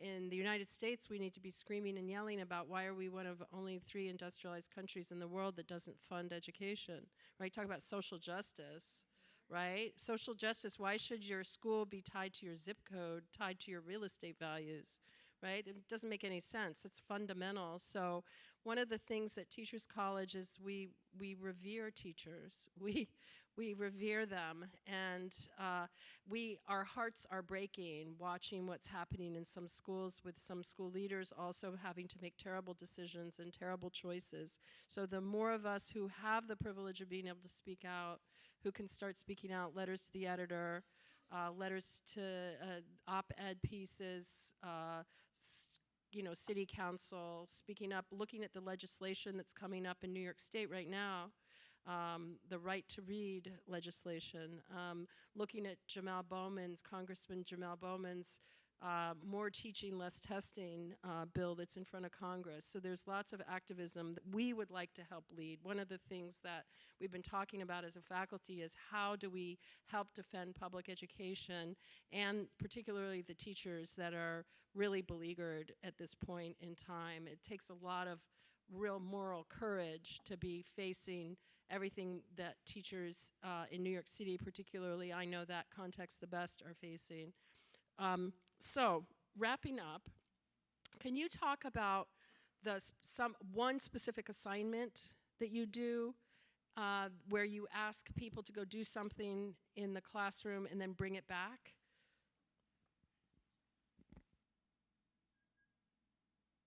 I mentioned this earlier. So for literacy supports, students work one-on-one with a student in their student teaching placement. So I should add that in all of our literacy courses are paired with fieldwork. So 2 of the courses, students are in 2 different student teaching placements, and the last course, literacy for students with significant disabilities, they're doing a 2-day practicum in District 75 classrooms. So for this assignment, students work one-on-one with a reader. They get to know that reader. They get to know their interests, who they are, and as a part of that, they design instruction. But one other sub-piece of that is designing a text set. So they take a student's interest, one of their interests that they've expressed, and they find a plethora of books on that topic. And they read it closely, and they think about text level, and they think about instructional practice and how they would introduce that text. And they design this text set for this student, and they use it in their one-on-one instruction. And so this happens back in our classroom space. They get together and they talk together about the text sets that they're building. They talk about their students. They talk about the assessments that they're doing. So there's this collaborative energy around it. And then they take that and they bring it back into their classroom space. And I have to say that it's so successful. Students love that they can bring these texts that kids are really interested in and spend time looking through, even if it's just reading captions. But it's a really wonderful project.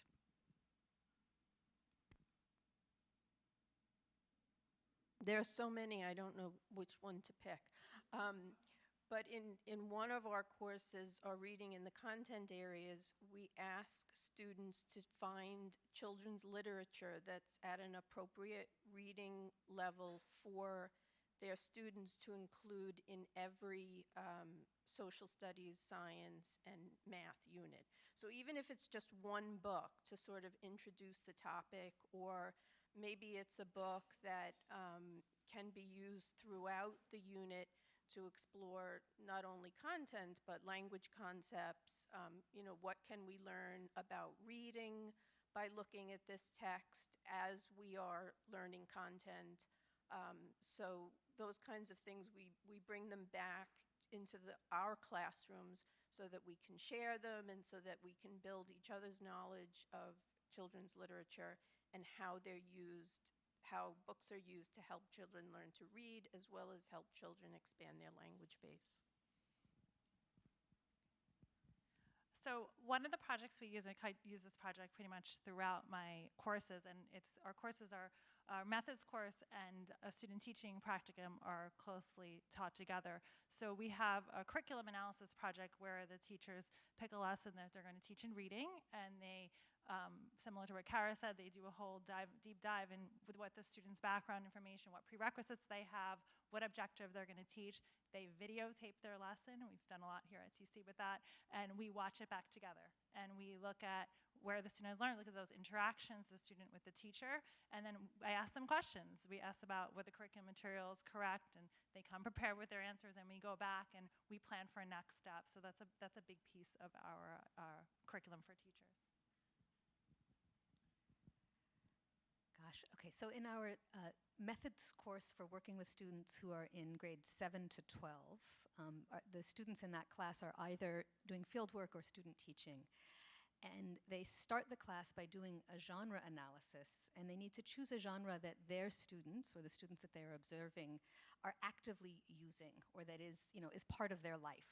So that might be something like a reader's response. It might be a resume for 11th graders. It might be an Instagram post. So the key thing is that it's a genre that students have a connection with, that they need to use. And then the students in the methods course need to find a set of real-life examples of that genre. They then need to produce an example of the genre themselves, because boy, do you ever learn about a genre when you have to write it, right? And then they have to analyze it closely, and that includes everything from looking at what kinds of sentence structures, what types of vocabulary do we see in that genre, to is it a gatekeeping genre?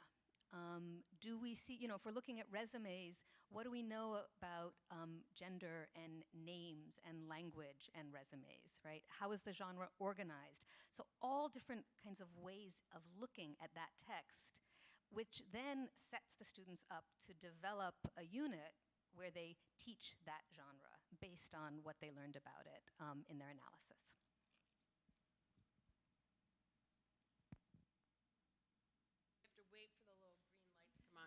Thank you so much to four of our pre-service people. And I want to say that a lot of these conversations that we're starting to have come in no small part because we're designing teacher residency programs in collaboration with District 4. And we are designing dual certification programs, so TESOL plus elementary ed, teaching students with disabilities plus science methods. And I think the cross-fertilization that we're starting to create here is really important. So thank you very much.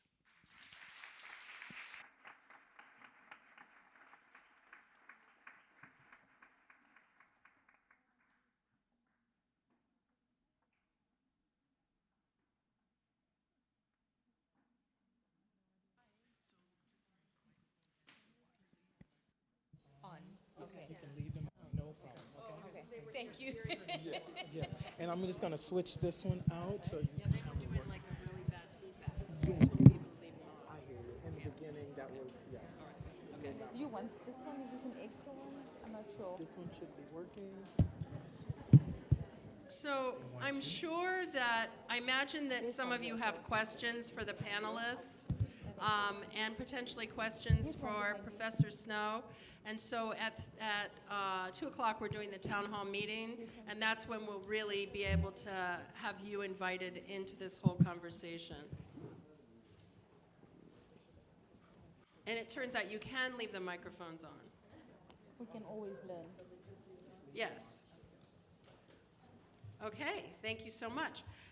So kind of fairly arbitrarily, since we had 8 programs doing literacy teacher education, and we knew 8 people is too much for a panel, we divided into 2. So this group of panelists are going to be focusing more on in-service teachers. So if you could each take your 5 minutes and describe your work with in-service teachers and school leaders.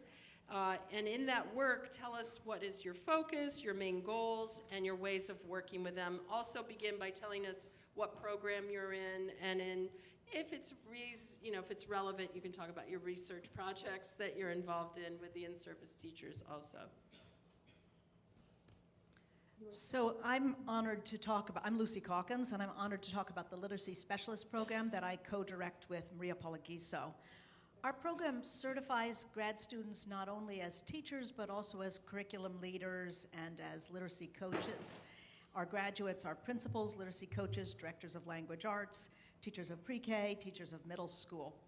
So one of the things that we know from Presley and other research is that effective schools are characterized by a strong collaborative community of practice where people are engaged in inquiry together and doing innovations, to use Tom Newkirk's term.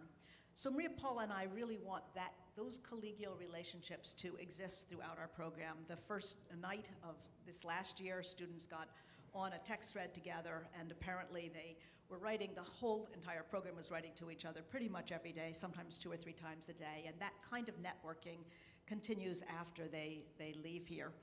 Because collaborative communities of practice are so important to us, there's a lot of group work in our program, and it starts or centers around the Master's Action Research Project, where our students, in some programs that's done as kind of independent studies, almost like little micro theses, but in our program, our students come together to research shoulder to shoulder with each other. They ask a problem of practice, they read up on it, they develop an innovation, take it to the school, to the children, and watch what happens in result, then come back and cycle through that in a way that we heard earlier from the other panel.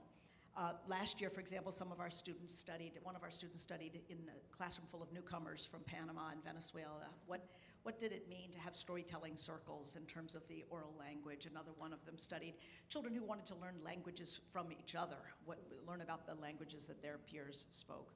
And always they're learning that this is good teaching, is to be engaged in that kind of community of practice.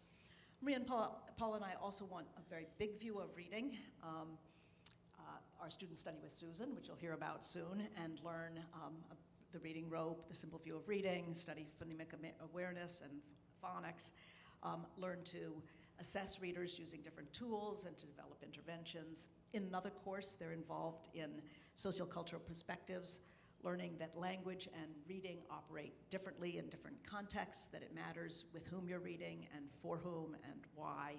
They learn that print is not the only form of representation, but that you can read images and podcasts.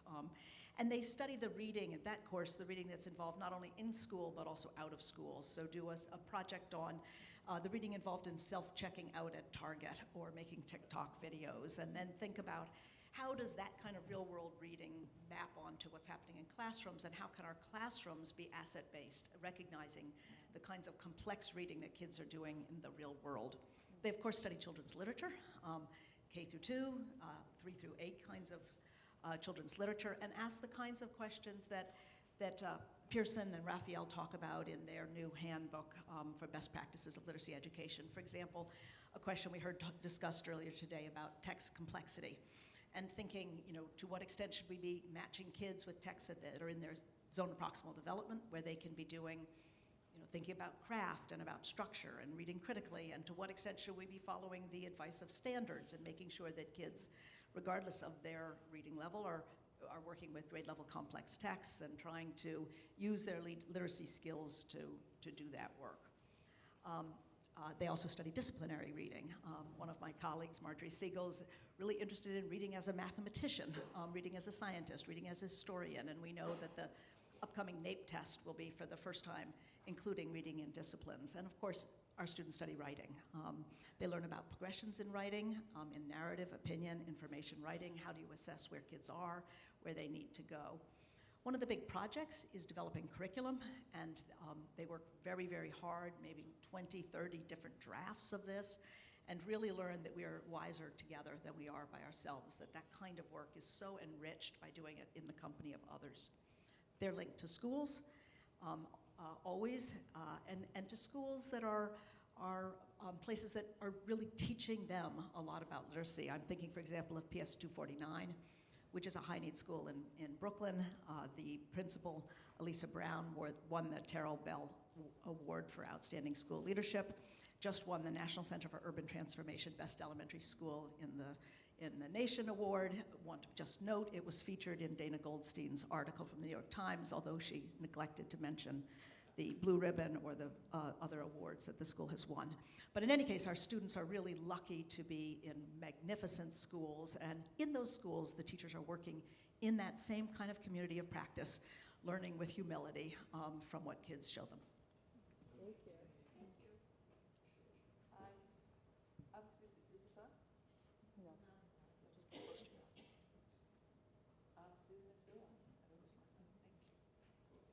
I'm Susan Mastulo, and I am in the Reading Specialist Program, currently now the Advanced Certificate in Literacy. And it seems, I went back and did some homework about the program, and we have been in existence since Arthur Gates came to Teachers College in 1917. Wow.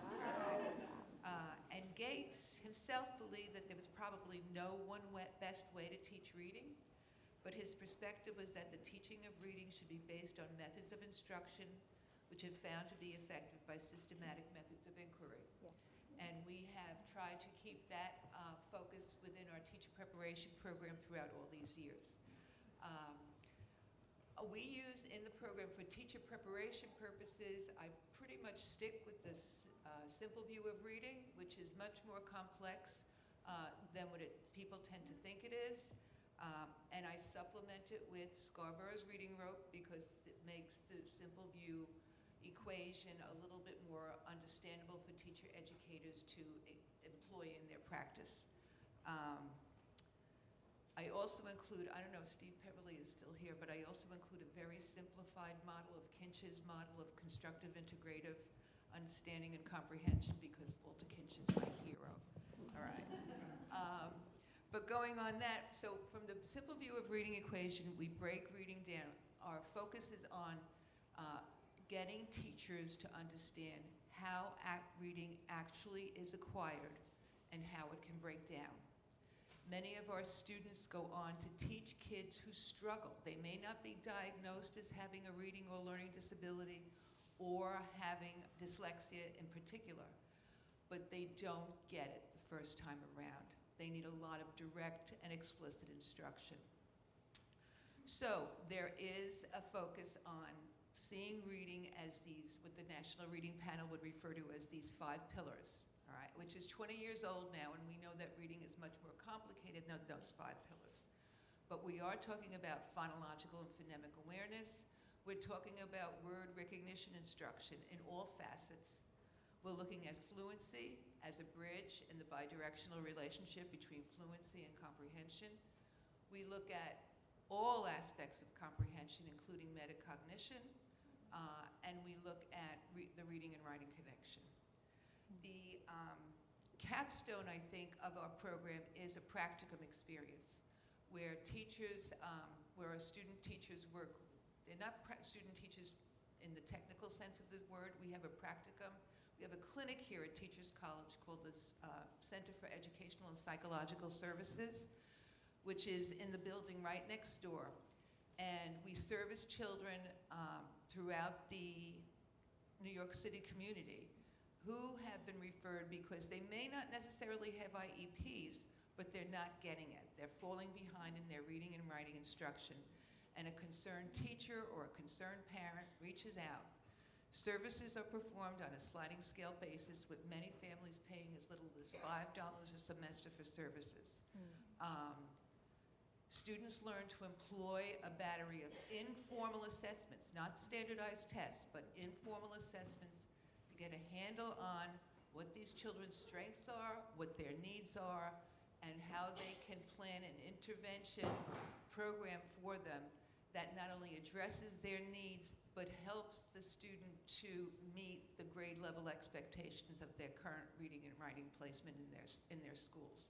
So it's just not a pull-out program where students are just addressing individual needs and that's it. We really try to link what they're learning within the sessions at the center along with what's happening in the student's classroom. That would basically be the capstone of the program itself. There's a lot of discussion about research-based interventions, what can work. One size fits only does not work within our program.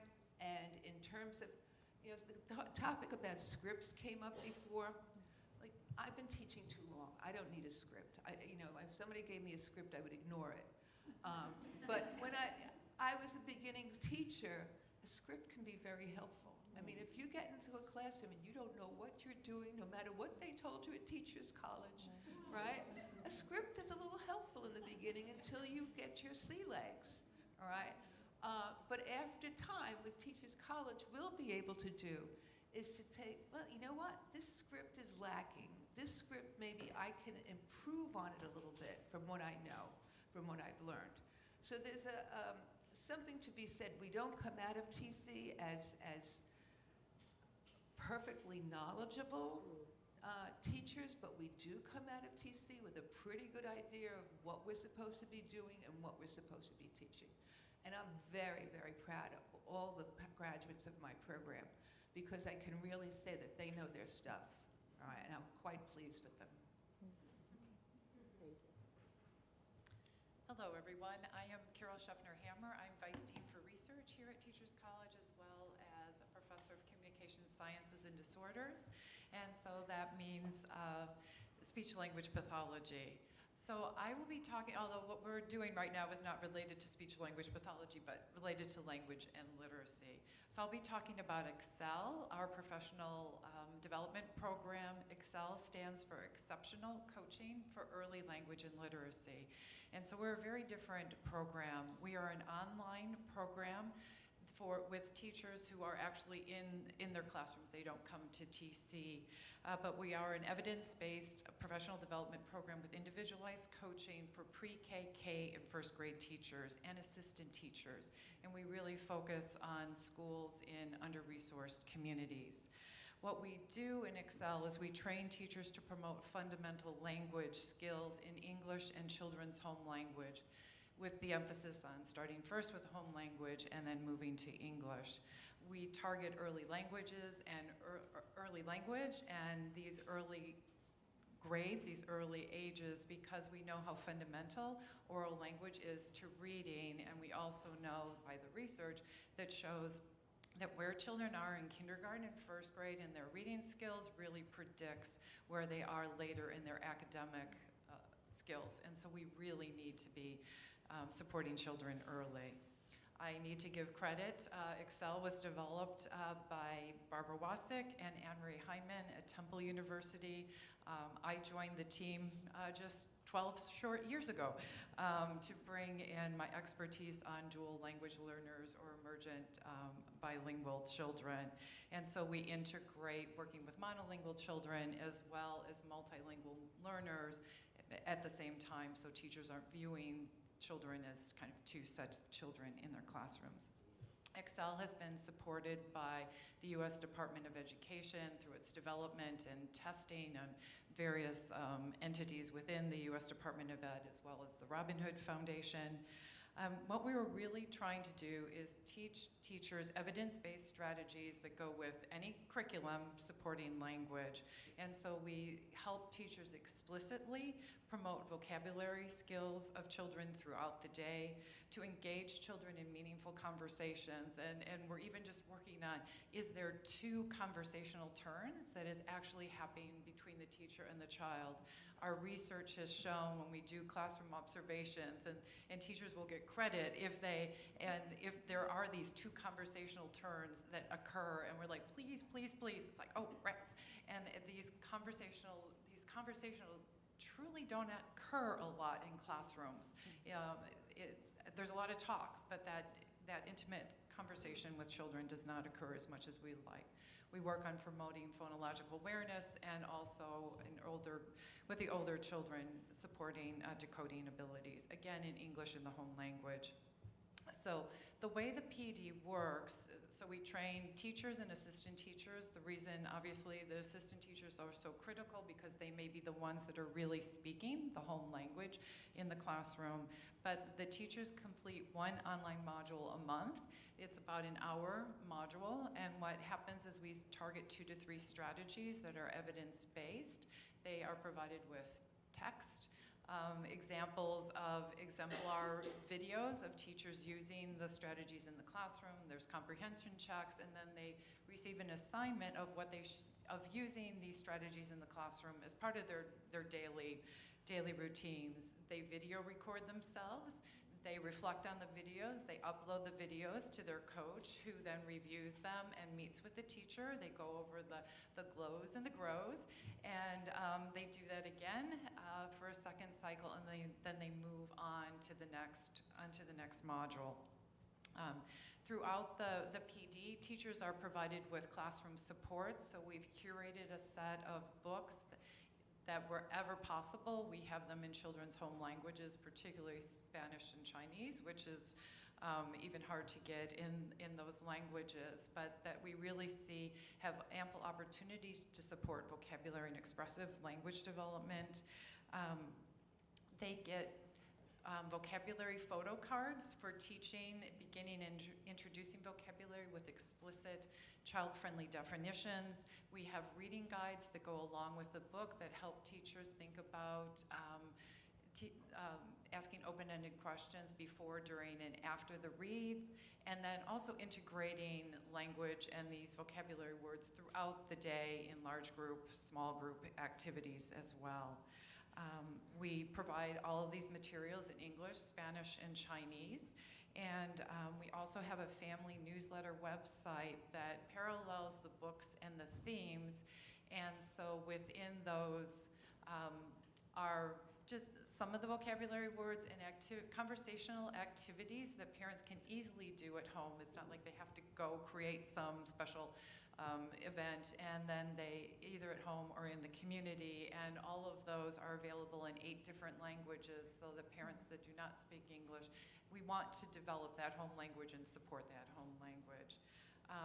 Randomized controlled trials of Excel have shown that it is successful at improving teacher outcomes in terms of classroom quality on the class, which many of you are probably familiar with, and also, so that's really important. A lot of PDs don't necessarily produce that, but even more importantly, we're able to get changes in children's vocabulary development and phonological awareness as compared to control groups.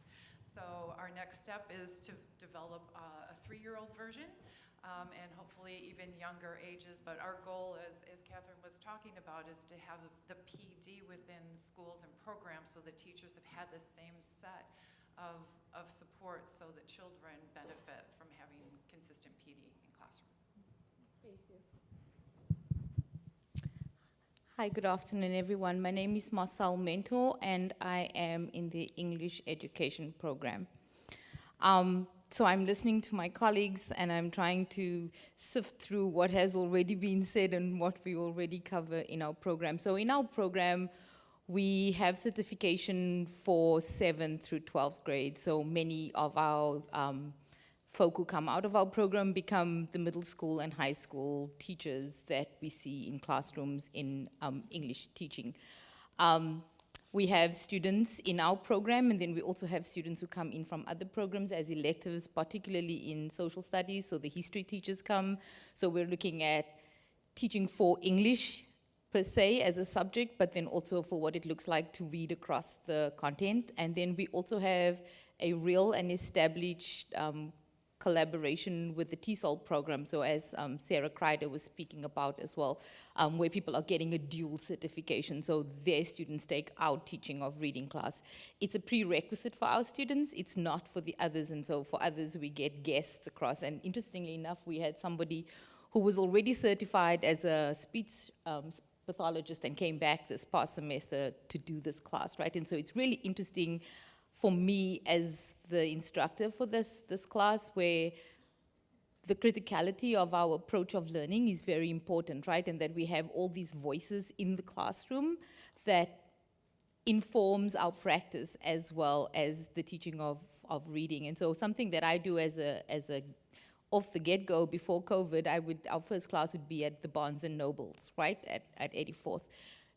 And there's a little graphic organizer, find 5 books that you remember reading, 5 of your favorite books, something you hated, something you liked, right? And so the conversation then becomes really for the teacher to walk alongside the student in terms of reading, right? And the instruction. Like if I ask the question now, how many of you still read for fun? How many of you read for fun? Oh, that's very interesting. I love the hands. I love that most of TC students say there is no time to read for fun, right? And so how do we teach students to read for fun and enjoyment and for pure engagement with text? And I love the nod to texts are not just written texts, but they're also the podcasts, they're also the tweets, they're also the Instagram posts and the TikTok videos. These are texts, and how we as teachers keep up to date with what our students are engaging with, especially in the middle school and high school range, where we find a huge capacity where students are bored or not interested, or they're reading things that have literally no clue about their own engaged life.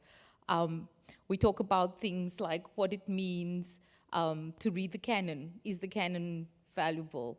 right? And so my evaluations have indicated that I may be a little heavy on theory, and my students know, and I do take my evaluations very seriously, but I do believe that the theory informs our practice. And so in our program, there is a breadth of theory, both in the teaching of reading classes, but then also our methods classes, right? So our program stands on 3 pillars, and one of them is social justice. And so when we're teaching for social justice, as my colleague Sarah Kreider was pointing out, who are we reading? Who gets to be canon? How do we teach our teachers to summarize texts for students so that they are age appropriate, right? Because we are also working with students who have, as she said, brought families across the borders. How do we teach a 16-year-old? In our reading classes, we do reflections, and then we have a capstone assignment called the reader case study that takes the length of the semester to complete. One of my students this past semester in her reflection said, I was not prepared to teach an 11th grade student how to read. Nothing had prepared me for the idea that I had to teach my student to read. And the student is highly efficient in everyday things. They fetch their siblings from school, they prep dinner as their parents are coming home, they do all grown-up things, and reading is a struggle. And she said to me, how do I do that? And I was like, that's a great question for discussion. Let's do that, right? Let's talk about how we teach around that. Something else that I'm particularly interested in doing is banking resources, right? So that we don't recreate the wheel, and so that we have this idea of a cohort approach, so that there are shared Google documents already being established. The wonderful thing about our program too, we have in-service folk who are getting their certification, so we have people in schools full-time, but we also have folk who have literally come out of their undergrad and are brand spanking new to grad school.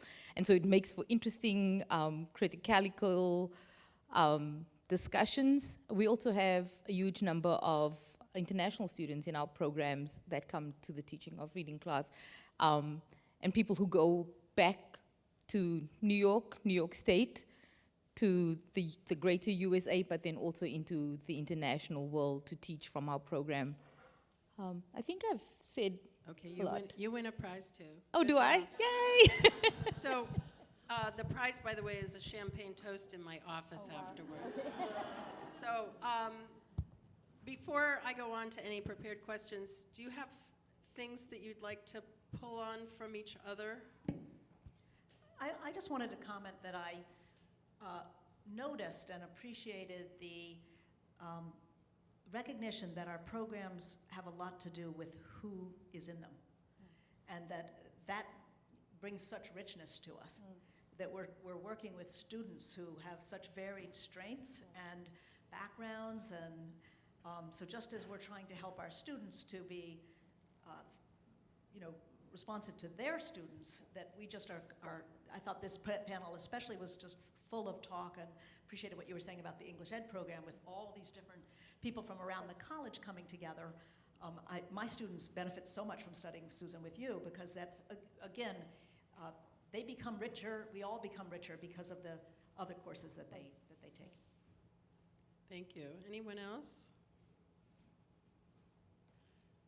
All right, so as you are out in schools and talking with your in-service teachers and school leaders, what are some things that you're seeing in the contexts that they're in that you address in your literacy teacher preparation?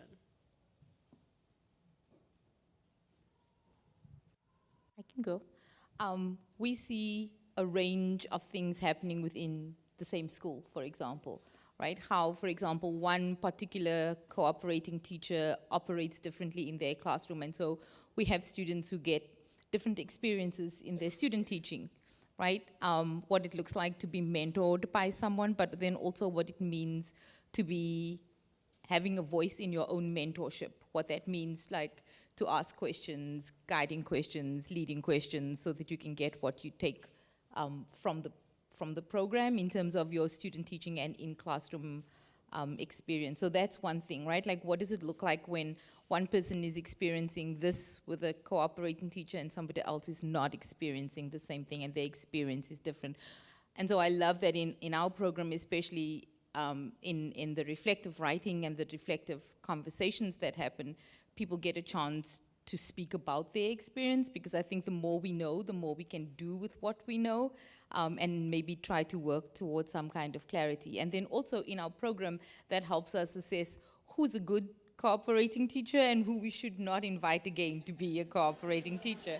And so what that looks like to mentor people out of positions of guiding our students, because we always want people to feel like they are listened to, that they are heard, and that they are growing, I think is very important. I think one of the problems that we come in with is even within the program itself, and also when I do my outside PD, is how am I going to fit it all in? I don't have time during the day. I don't have time to explicitly teach phonics. I don't have time to explicitly teach vocabulary. When we're looking at suitability for text, and I try to encourage them, don't look at readability level, look at background knowledge, look at syntax structures, look at the language that's used in the text. So, I don't have time. When am I going to do this? And how do I differentiate? So I feel for classroom teachers. I don't know how I would get it all in. And I think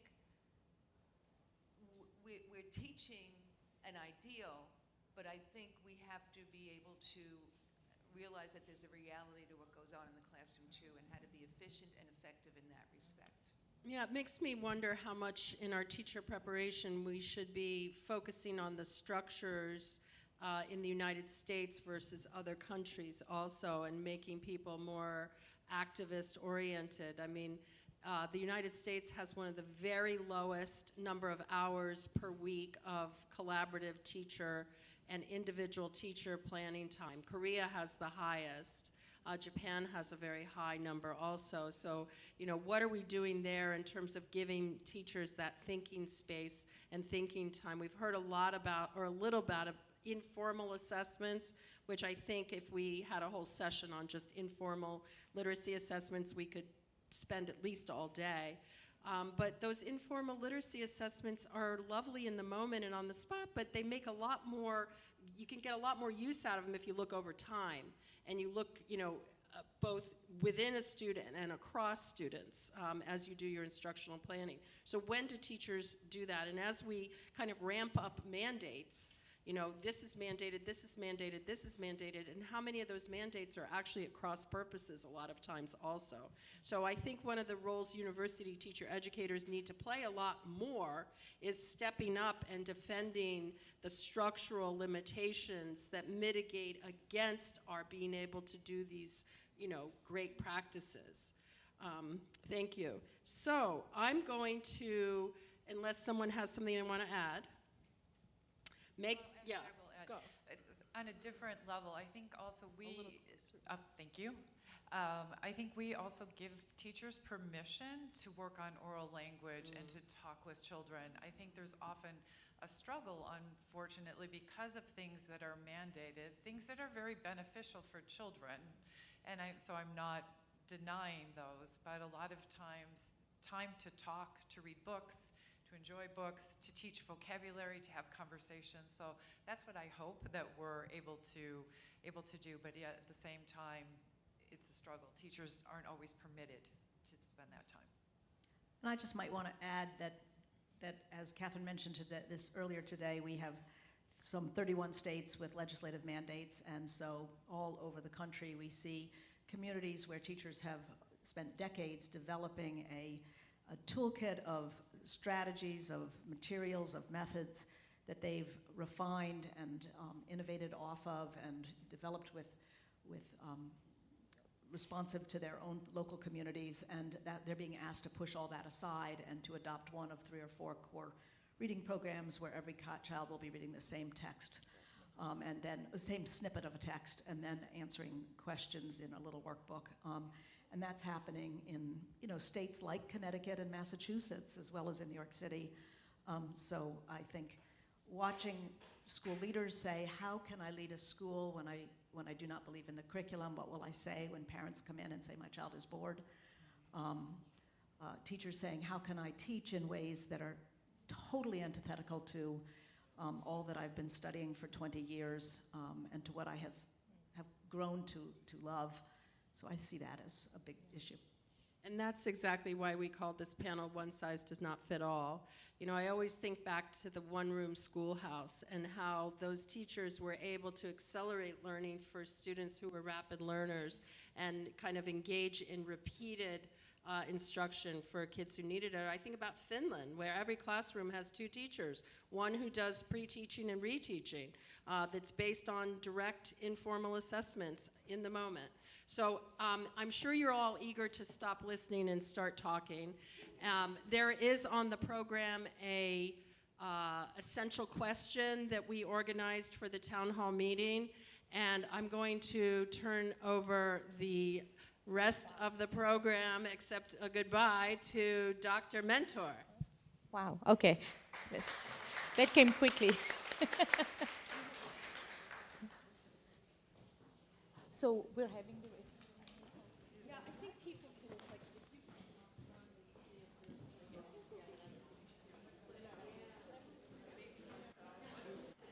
You want me to sit here? no, oh yeah, no, we need mic stands in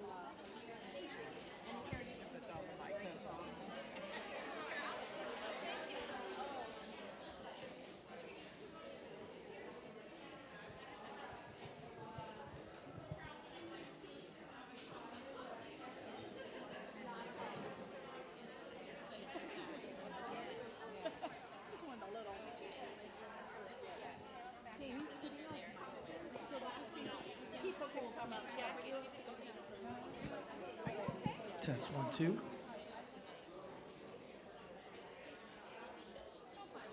Yes. Love what you said about I loved hearing you talk about it today. That was so fun. Yeah.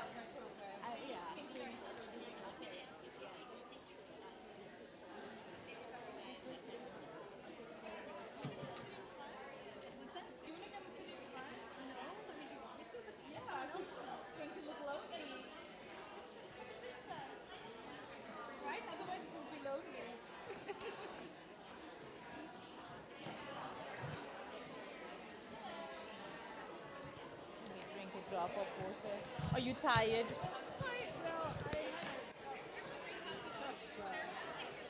long weekend. I will enjoy having a day off.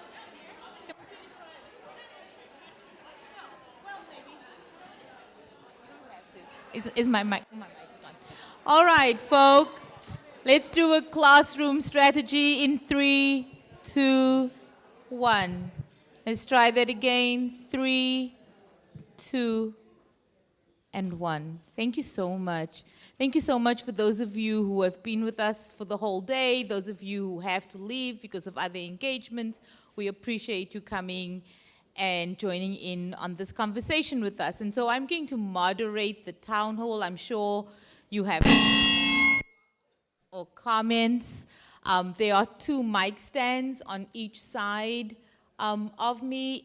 And so I'm going to invite folk who have questions either of Dr. Snow or the panel in general to come to the front, ask your question, and we will engage in conversation. We can't promise that there will be absolute answers to questions and thoughts, but we can have conversation. Let me start by asking you all a question, since you're in various stages of development here. There was a hint. I think it was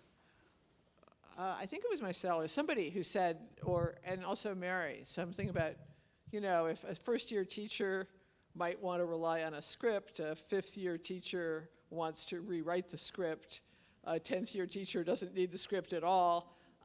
Sort of talk a little bit about the developmental process and to what degree the pre-service education program needs to move toward the, here's the script, here's the model, here's the thing you do on Monday, or maybe not. I mean, this is an open question, and I've never been in a teacher education program, so I'm not gonna, I'm certainly soliciting information, and to what extent the organizing models and the access to the background research is useful at that stage or more useful at a later stage. So my teacher, I saw Jess's hand go up. You want to come to the mic? Yeah, perfect, thank you.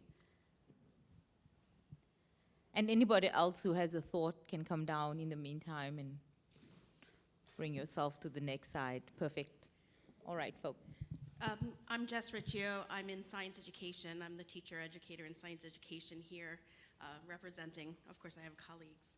But one of the things that I think is really important to note, and please allow my scientific analogies, is that we really function as an ecosystem here. And I think it's really important, if you're familiar with the American Museum of Natural History and the Hall of Life, that we look at this tree, and on the tree there's many branches, and the branches each fulfill a different need in the ecosystem. And that's, I think, what I think we're seeing here at TC.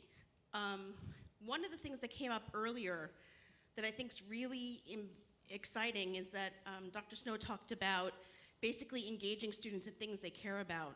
You know, we call that, in my domain, socioscientific issues, but it's kind of what we're doing. But to the point where the question that's been posed, what's really hard, and I'll say this from the point of view of someone who prepares 7th through 12th grade teachers, is that we predicate our program on the principles of inquiry. But I know from working with Susan and others on campus that there are certain times when you're in a 7th through 12th grade classroom, specifically in science, where explicit instruction is necessary. So we have to mitigate that tension between being a constructivist and loving and wanting to marry inquiry, but at the same time, in certain cases when students are struggling, providing explicit instruction. And I find that you have to explicitly say that as a teacher educator. The thing I found most interesting in my journey on this literacy escape is that when you take the time, and this has been a real help for me when I go into schools, when you take the time to analyze what practices are necessary to do inquiry, you'll notice that the standards in English are actually the same as the standards in science. And we use that synapomorphy, or that node of intersection, as the way to build buy-in. And I think that that's one of the things that in the web of interconnectedness that we have here at TC helps to inform our practice. And our teachers take the courses of each one another, and they realize that tolerance is necessary to acquire. Thank you so much. Hello, hi. Good afternoon. My name is Melinda Lvovsky. I'm a graduate of the Teaching of English program here at TC.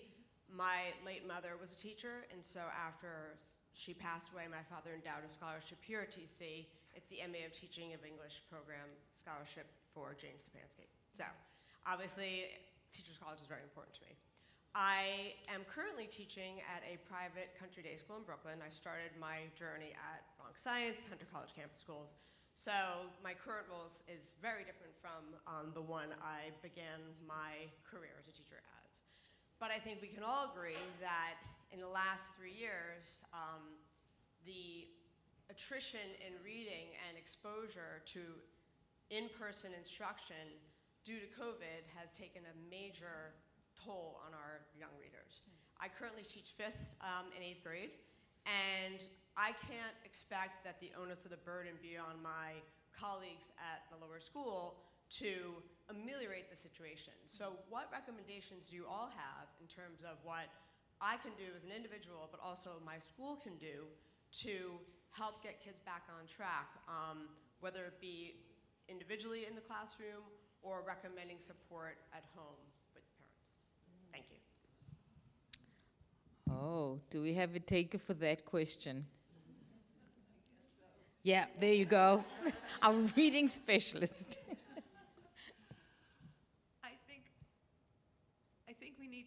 kids alone. Right? I think they bear a lot of emotional baggage because all they hear is that we lost so much in the last 2-3 years.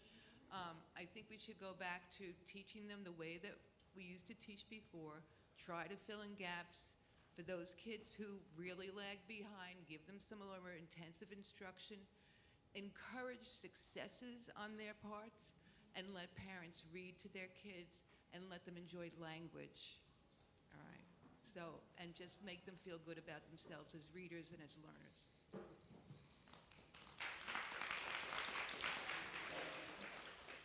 I love that answer, and I support that. I'm not a big fan of the deficit talk. My students know I'm like, yeah, we all have challenges, we all have struggles. How can we help build back up, right? You know, it's so important that kids leave every day at school feeling some measure of success. Correct. Yes. Correct. Right. And that takes a savvy teacher. Yeah. And that only comes with experience. I can't teach that. Yeah. For those of you who couldn't hear because there was no mic, kids need to leave every day from school with some measure of success, right? That also takes a savvy teacher with experience, and it's not something that we can necessarily have from the get-go, but it's something that we work and build for ourselves in our own teacher experience, which is why I'm a big proponent of cohorts. I'm a big proponent of sharing resources so that people have somewhere to go to, and I'm a huge proponent of mentorship, right? Like solid mentorship. Question to my left and then to my right. It's actually not a question, but it's feedback and a comment also to your question, which is, my name is Yvette Russell. I feel like I'm in a room of brilliance. I'm actually the Senior Strategy Officer for an after-school literacy program. And what I will say is, our teachers for the after-school program are the same teachers during the day school. We use a leveled curriculum. You all have partners. The school day is extended, and so you have brilliance that is continuing during the after-school programming. So that is an additional resources, not only for teachers, but for families. And for our youngest students, I mean, Read Alliance is the organization that I represent, and we actually hire, train, and pay teenagers to serve as one-to-one reading tutors after school, and it's an evidence-based curriculum that we use. So there is brilliance happening all the way around. We're actually getting ready to do an analysis of the impact that we're seeing in our kids. It's a 23-year organization. You know, high school kids are making money, they are happy, and we know that inherently they're benefiting from having this experience. Yes. A lot of them are going on to education as a practice for themselves because they see themselves in the little kid that's in that classroom. Correct. They remember what it was like. And again, the deficit language, we call our readers striving readers, not struggling readers, right? They are on the path. They come with knowledge. They come with intent. They come with experience. And whether it's the 5, 6, 7-year-olds or it's the high school kids. So you all have partners. You know, it's not just Read Alliance. There are a lot of other good organizations out there that are willing to support and can support the education and the literacy of our little kids. So. Just wanted to add that. Thank you. You're up. Hi, my name is Bridget Mooney, and I'm actually also an alum of the Early Childhood and Elementary Pre-Service Program. 97, Marjorie Siegel was my literacy professor. And I just want to circle back to what can we do as teacher educators. One thing that I felt I gained from the program here, and I think set me apart from colleagues in the field, was my preparation with curriculum development. That's something that you do very well here, and I was able to hit the ground running with that. And that really helped me have a teacher identity by the time I graduated and entered my first classroom experience. Also, I don't know if it was the timing, the mid-90s, or just having that strong teacher identity, but I wasn't going into the field thinking about the constraints and the structures. I was thinking about what was possible and what my, the creativity and everything that I could bring. So there's something about the TC program that enabled me to kind of be an advocate and be an activist from the get-go. And I'm concerned now in working, in teacher ed, that there's too much concern about the structures and the constraints, and preparing teachers to work within those constraints as opposed to preparing them to kind of push back against the constraints and work around those structures. But that idea of professional capital, sending teachers out into the field with the really strong curriculum development skills, having that as a tool, being authors of, you know, of their practice. Thank you. I see that a lot with my own students. Our program is very social justice oriented. And so they come back with, we learn all these things here at Teachers College, but we don't get to practice it in the schools where we're doing our practice teaching or where we're full-time teachers, right? Because it's conscripted, it's controlled, and all of those things. And so to balance that as a teacher is sometimes hard, but also one of the things that comes with the continued discussion, the continued engagement, and the continued support and mentorship from like-minded folk. So. I'm next. Yeah. Ladies and gentlemen, I'd like to introduce myself. My name is Jeffrey Omar Patrick. I go by Jeffrey Omar. I'm a doctoral candidate here at Teachers College in the Health and Behavior Department. And I've just been hired by TC to teach a course this summer. I'll be teaching addiction and dependency. I'm also an assistant professor at New York Medical College, and I teach at CUNY, which is the narrative in the medicine course, right? So I came here today because I have a problem, right? I got a 6-year-old going on 60, right? This guy is proficient in every subject in his school, except for reading, right? He will not read. Even when it's just at bedtime, he wants me to read, but he doesn't want to read. I can't get him off the iPad, but he wants, you understand what I'm saying? How can I get this 6-year-old to like reading more? I'm telling you, in math, brilliant. Art, science, computer, he's a whiz. But he will not read. What is up? Take away the iPad. That was my, that was my response. Take it away. Take him to a bookstore, give him $50, tell him he can buy any books up to $50 worth that he's interested in. Yeah? Fair enough. Thank you. Wait, hold on. I see hands. I see hands. I want to say, too, that it's perfectly acceptable for a 6-year-old not to read for fun and pleasure. And I want to say it's also perfectly acceptable for humans to not like to read. There's a lot of talk about, like, oh, disappear in a book. Well, I'll tell you, I have 3 kids who will never disappear in a book.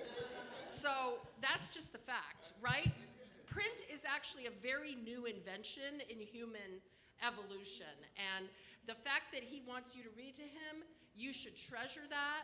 And reading at bedtime is not him showing you he can read. Reading at bedtime is loving his dad.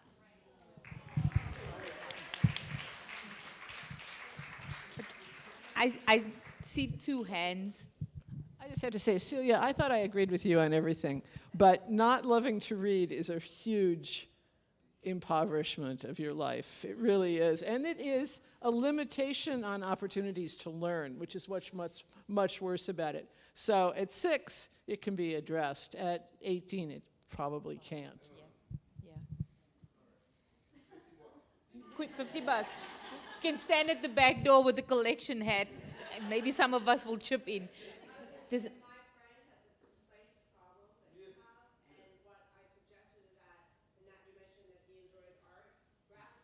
Hmm. Hmm. Hmm. Hmm. I think that would be a great way to try to capture his interest. And there's plenty of amazing graphic novels now across the board, especially for that age. Graphic novels. Yeah. He's way okay in every subject except for reading. It's so unbelievable. If he's okay in those subjects, that means he's reading. He may like science and he may like history, and reading the stories may be an issue. You know when he was younger, right? Listen to this. When he was younger, he wouldn't speak. So we took him to get speech therapy, right? And then this one, he was like 4,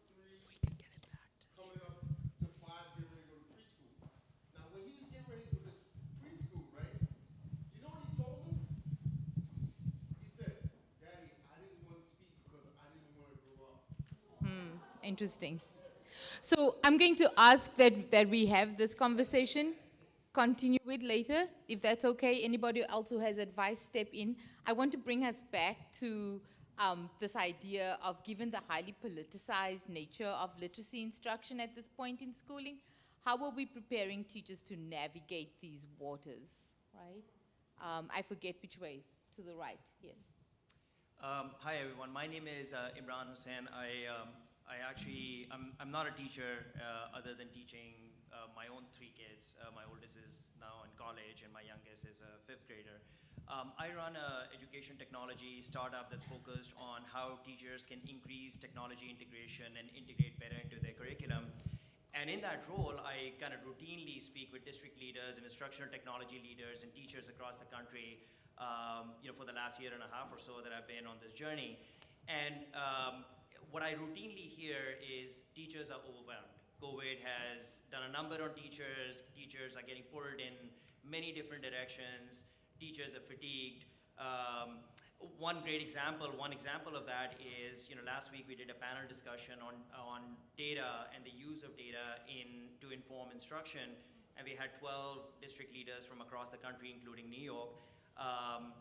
And one of the things that came up was, well, teachers are kind of being expected to be pseudo data analysts now, because you got data from student information systems, LMS systems, this, that, and the other, and now this is just one more thing that teachers have to do. And it basically adds to the fatigue and teachers being overwhelmed. My question to the panel, and I guess maybe to the audience, is, do we see this becoming less? Do we see teachers, well, first, do we agree that teachers are overwhelmed? And if we do we see signs that this may get better? And or are there ways in which this fatigue and this being overwhelmed can be solved for teachers on a sustainable basis? Or is it just COVID? And then we'll naturally fall out of this? Or is this a trend that needs to be reversed somehow?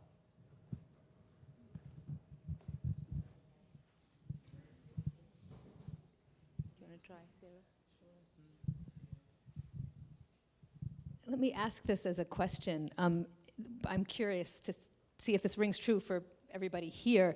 The teachers I work with, both pre-service and then cooperating teachers in the field, yes, overwhelmed, but it's not the teaching. The teaching is the part that feeds us, that keeps us alive. That's why we're there. It's the highly politicized nature that, and of course, I don't want to simplify. This is an incredibly complex topic. What is overwhelming? But I do think it's important to emphasize that when we're talking about what it is to be a teacher or a teacher of reading, most teachers, they live to do this. This is the work that we train to do, we study to do, we want to be doing. So I don't know, I'd love to hear from other people in the audience about that question of teacher overwhelm. Yeah. But isn't it also classroom size? Yes, it's pretty absolutely. tough. Yeah. A teacher, 30 kids. Yes. That's tough to individualize. And what we have talked about here is understanding the individual within a group. Yeah. Not the group, the individual in the group. How do you do that with 30 kids Absolutely. and innumerable administrative meetings, this and that and that and this? Tough to do. So we're actually looking at how do we reduce class size like the private schools where you pay for that? I think that's such that it's not the teaching that exhausts us, right? We love that. That's why we go back every day. It's the administrative work and all the extra meta work that is in fact the thing that takes away from our ability to do our actual job, which is teaching. Hi, I'm Debbie Meyer. I spent 3 years as an Alayla Bundles community scholar on all the campuses, including this campus of Columbia University, looking at the role of the university in ending the dyslexia to prison pipeline. I'm now the Chief Operating Officer of the Dyslexia Alliance for Black Children and working with advocates around the country. And despite the podcasts and the articles, nobody is a phonics-only advocate. we're all very worried about phonics light and worried about people not having the time and parents not understanding that the reading rope, and that is the center of the reading rope that's important, and the intertwining of word and language and knowledge, and that kids shouldn't get their pullouts for extra literacy instruction or speech instruction during social studies or science or even phys ed or art, because that's where they learn language. So how can we help leaders design school days so that there is time, and how can we help people understand the difference between phonics and phonics light? So that's the discussions I'd like to have, and it'd be great to have your school leadership programs involved in these conversations as well, because I think that's where these cultures are fit.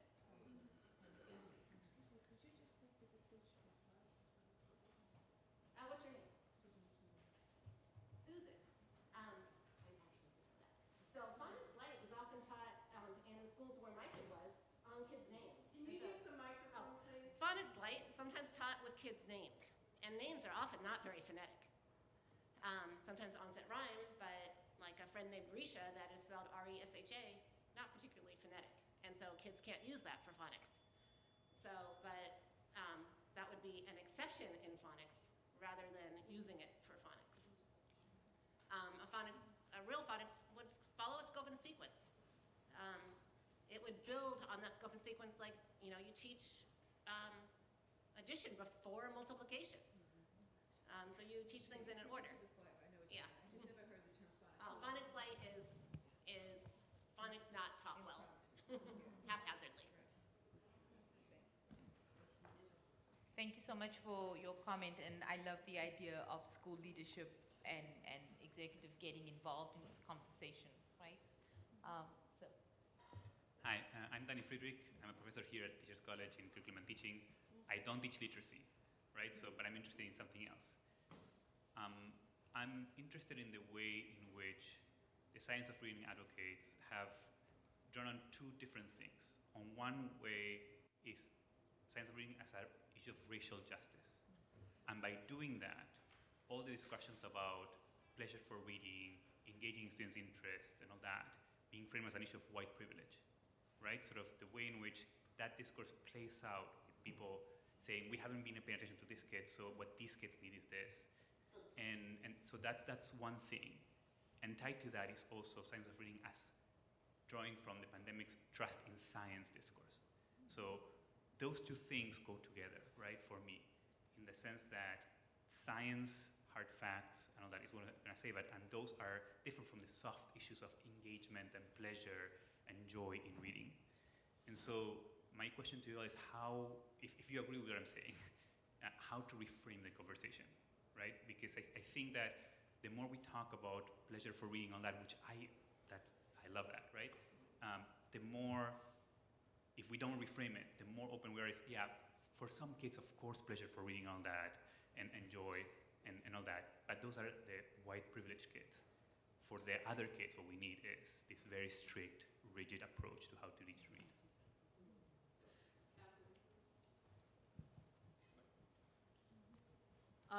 Yeah, I mean, what you're talking about is this sort of, I think, the subtle sub-discourse rather than the surface discourse, right? And I'm thinking back to 1967 when Jean Chall wrote a book called The Great Debate. And she pointed out in that book that that there were some groups of kids who were more dependent on structured phonics instruction than other groups of kids. And so that was perhaps one source of this dichotomy. And of course, you know, if Ken Goodman had a leg to stand on, which he did, one maybe, that leg was precisely this leg, that the most boring instruction, the most structured and drill-focused instruction is what we are most likely to offer the kids who most need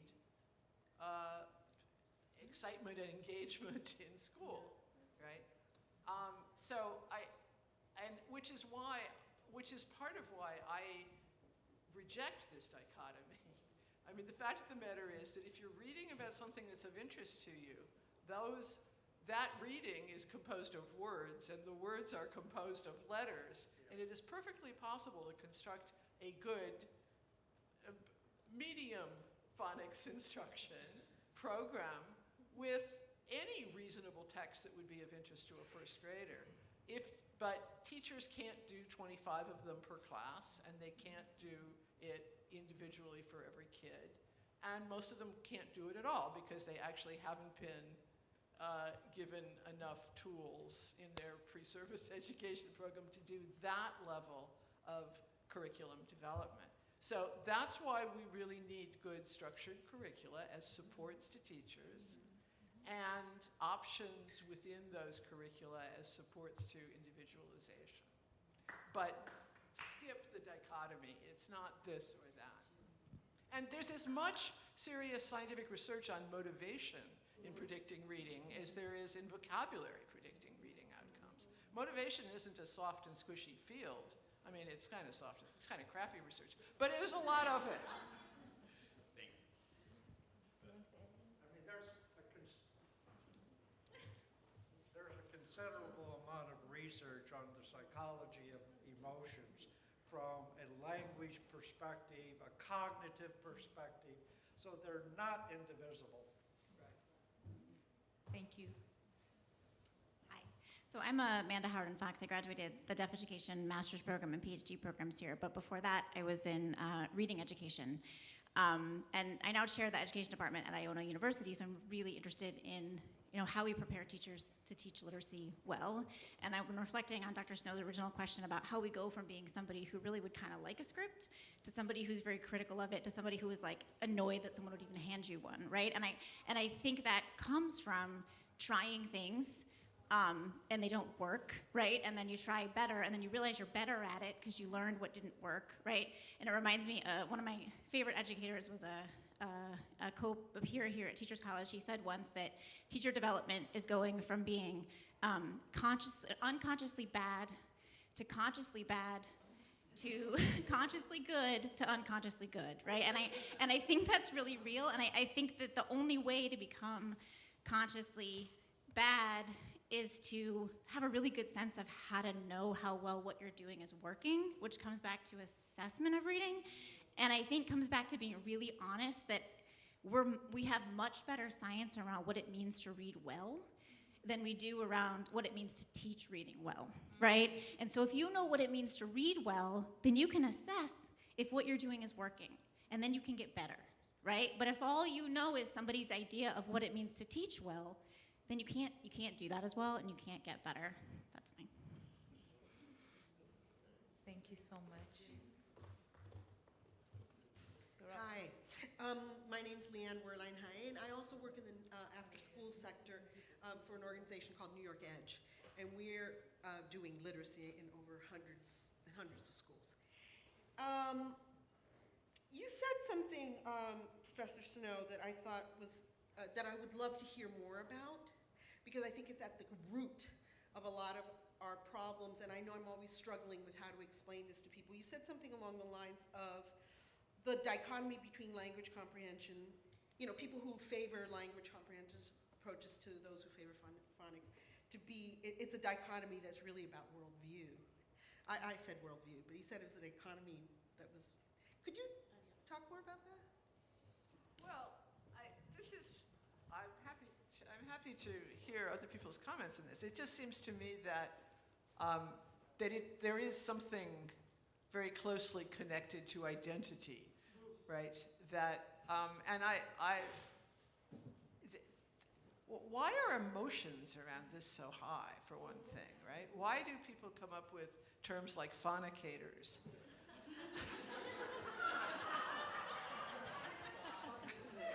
Oh, you guys are at Teachers College. Of course you haven't heard that.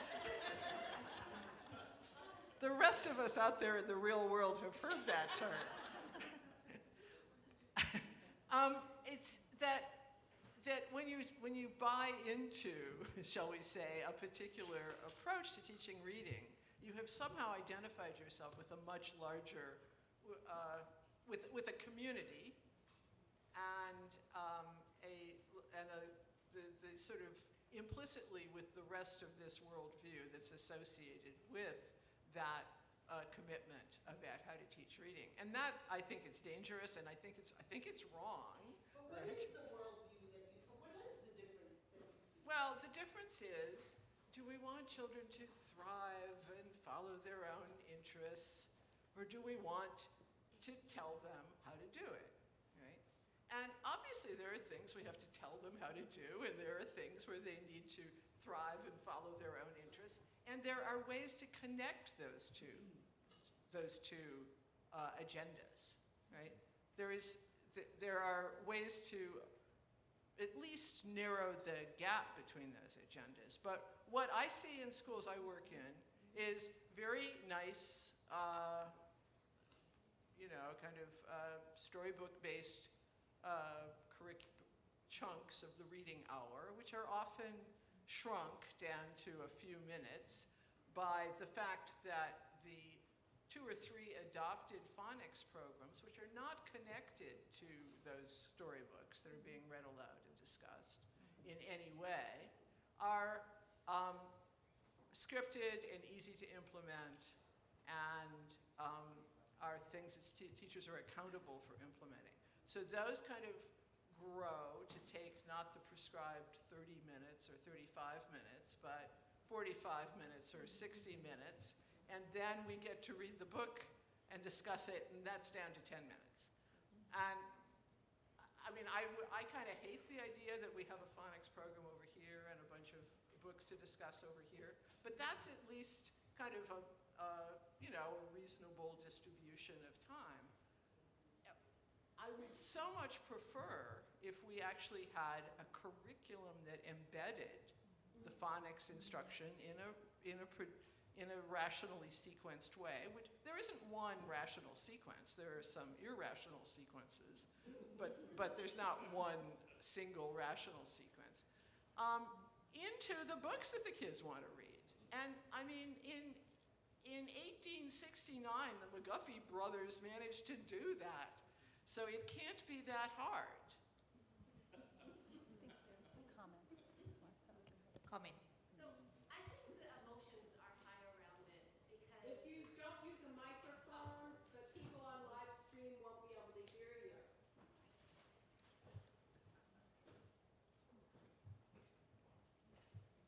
So I think the emotions are running high because there are parents like me all around the country who had suicidal 10-year-olds that couldn't read.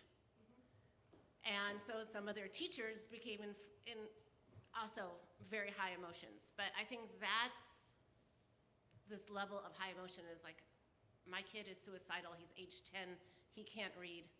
And then the $250,000 I spent, and our taxpayers spent, thank you, to teach him how to read. And he's still kind of unstable because he learned to read so late. He's going to college next year, but still, I think that's where these emotions are coming from around the country. Thank you. And that is,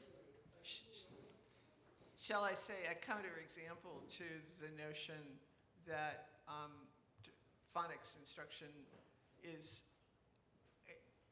sort of code for poor kids or kids in schools serving poor children. Thank you. You're up.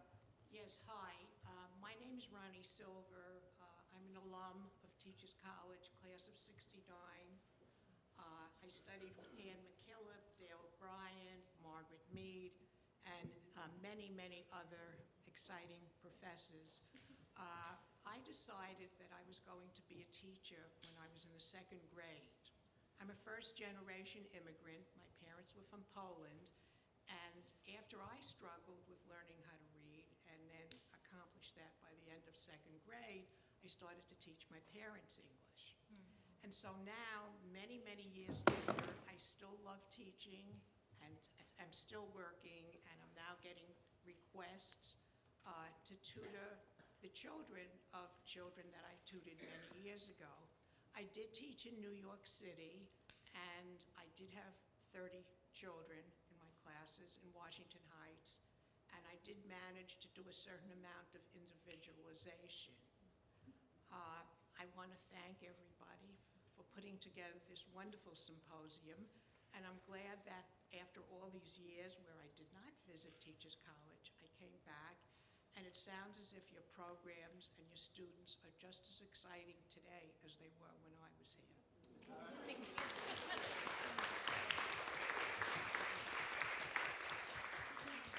Thank you so much. Hi, I'm Fran Meyer.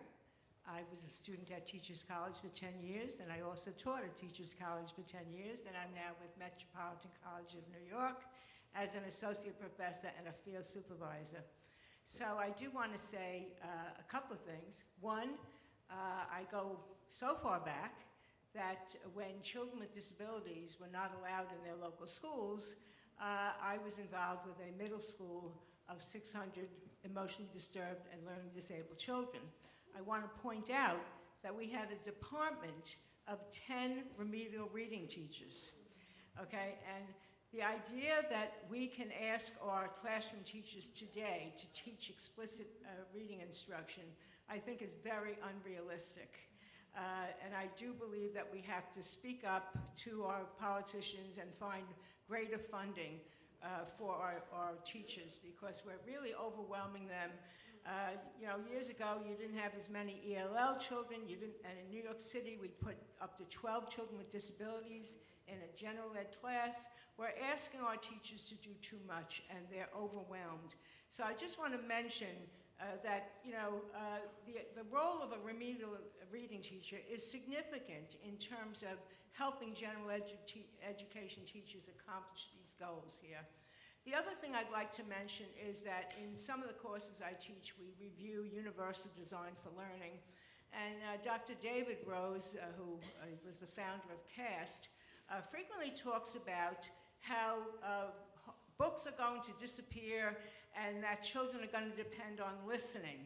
And New York State does talk about reading, writing, listening, and speaking. And I just think that the value of listening combined with reading is a significant tool for helping our children acquire knowledge, which is the basis of all education.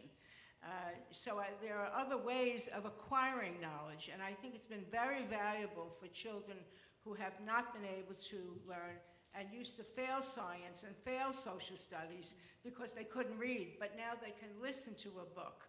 So I want to point that out, and I'd like to hear about how you feel about some of the apps that have come about. Because as a field supervisor, I've noticed that a number of schools, just this past week, a student said to me, one of my student teachers, she said, oh, don't come period 3 because the whole school is involved with iReady. Now, as you know, iReady is an assessment tool. We also have students in our college who are learning IXL, all right? So in terms of looking towards the future, I think that there are other areas we have to embrace, and who knows with the artificial intelligence coming along, where we're headed with this. And the other thing that Dr. Rose points out is the brain research, where he points out how the brain of a dyslexic child only lights up in one place, whereas the brain of a typical reader lights up in 4 places. But maybe there are children not diagnosed with a disability, and only 2 areas or 3 areas light up.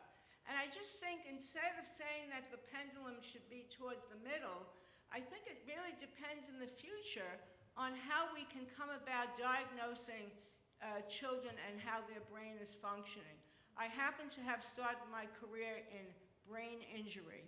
And both Teachers College and Yeshiva University conducted a research study many years ago on brain research. And I thought that was the beginning of looking at how the brain functions. So I'm wondering if any of you would like to comment on that. By the way, I just want to end and thank you for this closed captioning. Kudos to Teachers College, because I happen to be a hearing impaired person, and thank you for having a panelist that represents deaf and hard of hearing. Thank you. We have a respondent on this side. I'll just add, I just wanted to say thank you for bringing up Universal Design for Learning. In the elementary inclusive program, we spend a significant amount of time unpacking Universal Design for Learning with regard to our literacy courses, as well as our core course where we do curriculum design work, and that also how that connects to participation structures and so forth. So we do spend a significant amount of time on UDL.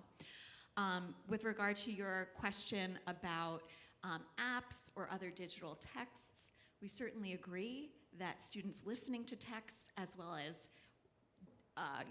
watching and looking at texts as they read is certainly an important step for accessibility for many students. Oftentimes when we do talk a little bit about accessibility, we talk about reading intervention as sort of one branch, but we also talk about issues of access. And assistive technologies and other technologies out there can really afford students a wonderful opportunity to experience and read grade level texts that they're interested in that perhaps they can't yet decode. So certainly UDL and thinking about technologies is a part of our program in very big ways. Thank you. Let me also jump in. Were you going to say something?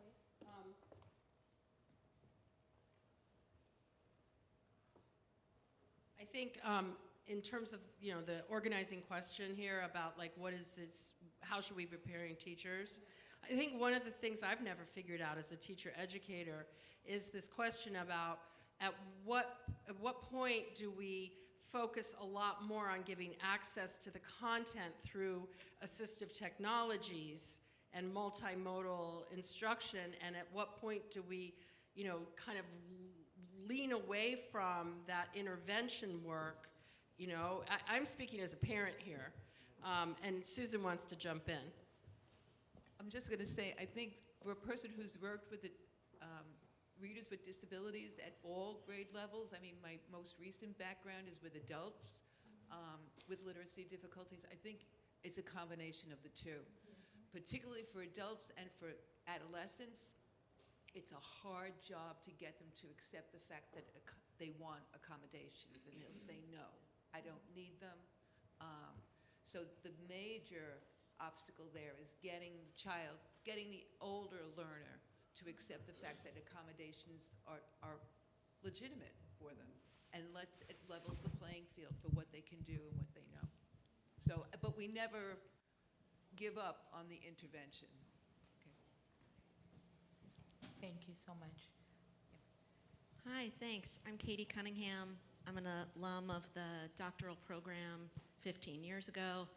I'm an associate professor at Sacred Heart University and primarily teach the literacy courses. This was a gift of a day, so thank you. It exceeded my expectations, and it models, I think, respectful dialogue about this vital question that y'all have posed for the day. I'm also the mother of 2 boys, one of which has dyslexia, so I appreciate your comments as well, because I drive a carpool of kids for whom their 3 years of school outside a district will cost over $1 million. That's astronomical. I think of it every time that I drive them to school. And how many kids don't have the opportunity for that kind of access is partially why we're all here. So I've been on a journey. I've made a ton of shifts to what I emphasize in my courses. And I think in answer to your big question here about how are we preparing teachers to navigate these waters, I think we have to take a hard look. We have to let go of some practices that maybe we've held sacred in the past that aren't working for large populations of children. We have to look at what we center and what matters most, like your points about relationship building. We have to have humility, to use Lucy's word from earlier. And that's really hard work. But I think it's not either or when it comes to word recognition and language comprehension. It's yes and. And probably my greatest gift coming out of TC's programs was really to be critically oriented toward words and the world. And I'd urge us to be, critical of this idea that if you are for the explicit teaching of the code, that it's associated with republicanism. And that if you're for, knowledge building and rich language experiences and immersion in text to change the world, that you're, democratic leaning. And that somewhere, right, so I think we have to be critical and we have to call that out and say that's not working for anybody. So just some thoughts. Thank you. Yeah, that's right. Go ahead. Yep. Hi, I'm Christy Folsom, and I haven't been back to Teachers College for so long. I came from a 5th grade classroom in 1994 and started my doctoral program, hardly able to read articles. And so I have I'm kind of compassionate about the idea of how do you read and how do you read a variety of things. It took me a while to get into that. While I was here, I brought from my deaf education background, my gifted education background, a passion for thinking. And this morning, Celia mentioned that one of the jobs of Teachers College is to make teachers who can think and who can think their way through things. And so that's what I spent my time here doing, was building a model that put together thinking and social emotional learning. And so that's what I've spent my time doing since then, when I graduated in 2000, is teaching teachers how to use very fundamental processes of thinking and social emotional learning to do their planning. And I use two of Lucy's students to do my dissertation research, and I've taught around the world now with this, but I think that when I see that Dr. Snow had cognition and education, I feel really strongly about that, about how thinking, which is, we all have that in common, and we all have social emotional characteristics in common, that can really help inform our teaching and our planning, and how we are flexible in what we're doing with kids. And it also helps kids understand their learning. So thank you, Teachers College. I'm glad to be back. I came from Houston today so that I could come, and because I really wanted to do this. I have an apartment here, so I'm staying in my own apartment, but I'm also in Houston a lot with my oldest son's family, and their daughter just became 6 years old. So I made it back from Athens to her birthday party this week. That was a good thing to do. And I've been passionate about this reading because we've been working on reading, 3, 4, 5 years old. And so I got very interested, and so when this popped up on my email, I decided I'm coming back for this. So thank you so much. Thank you. All right, it looks like we have one more. My last? Okay. Sounds like it. I hope it better. I'll make this good. I'll try. Celia, I just wanted to address what you brought up before about this idea of reading to learn. At what point, the way we have traditionally taught is, we teach reading and writing, and then by 3rd or 4th grade, children need to be able to read to learn. And that's because, we've been teaching through textbooks. Traditionally, that's how we teach. So we've been teaching according to this knowledge transmission model. And I think, looking at the way our culture is, there's much more DIY and people, taking control of their own learning. I see us moving more toward a knowledge creation model where children are learning through inquiry and contributing at an earlier age, where, we're now developing social practices, how to be a scientist, how to be a mathematician early, where reading and writing aren't primary necessarily. Well, maybe they'll continue to be primary, but not necessarily the only way to learn and produce. And can we not have it, such a rush to develop these skills, where there's so much pressure on children, maybe not developmentally appropriately, to be able to be these great readers and writers by the time they're 9 years old, where they can kind of develop along their own timeline and develop these other skills for learning and produce knowledge. I'm interested in makerspaces and teachers who run makerspaces, and that's kind of where this comes from. But that's that just triggered this idea that I've been thinking about. So. Hello, Thank you for this opportunity. So I retired as a principal 10 years ago. I'm here with my former principal, who was the principal of the school for 30 years.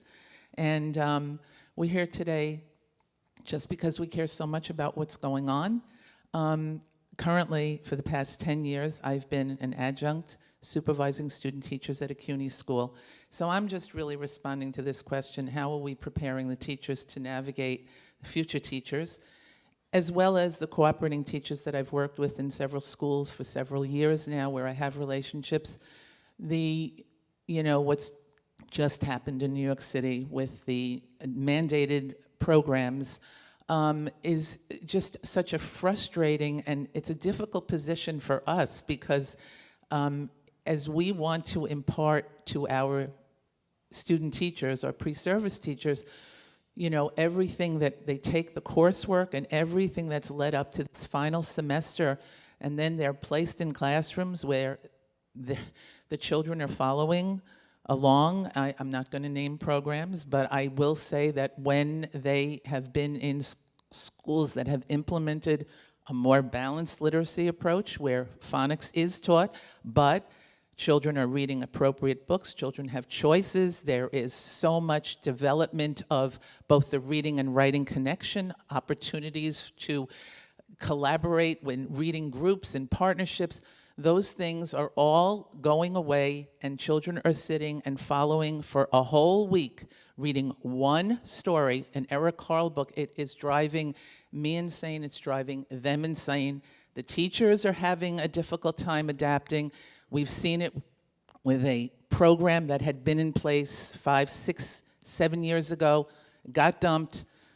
Now we're going through that pendulum swing once again. We've heard from the researchers in the field, Marzano, schools are great at adopting one initiative. Now we're going to the next initiative, and it's so episodic.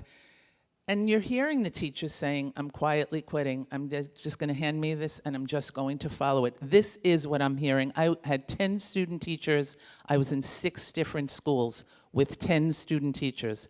Why? They're in a master's level program, becoming duly certified. Some of them were in place because they're either paraprofessionals or teacher assistants. So rather than move them, they let them stay. So I've seen it, and I've been in city schools and suburban schools. So this is happening, not just in one place.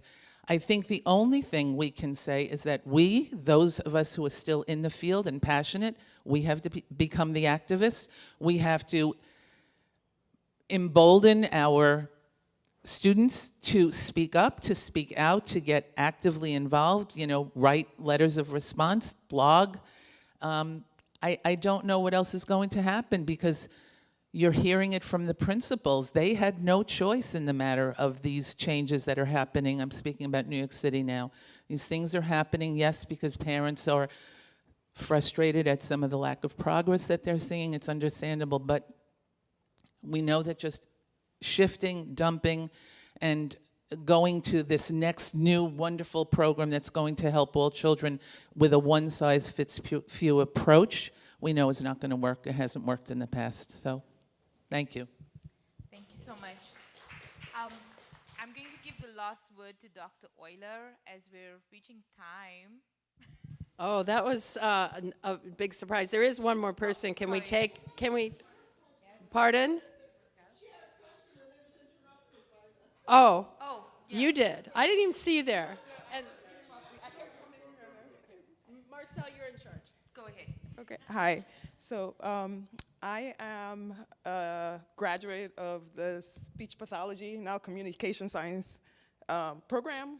I'm also dually certified. We have a teacher of speech and language disabilities pathway in that program. I did the program, I came in class of 2002, and I've been practicing in the field, primarily in Brooklyn.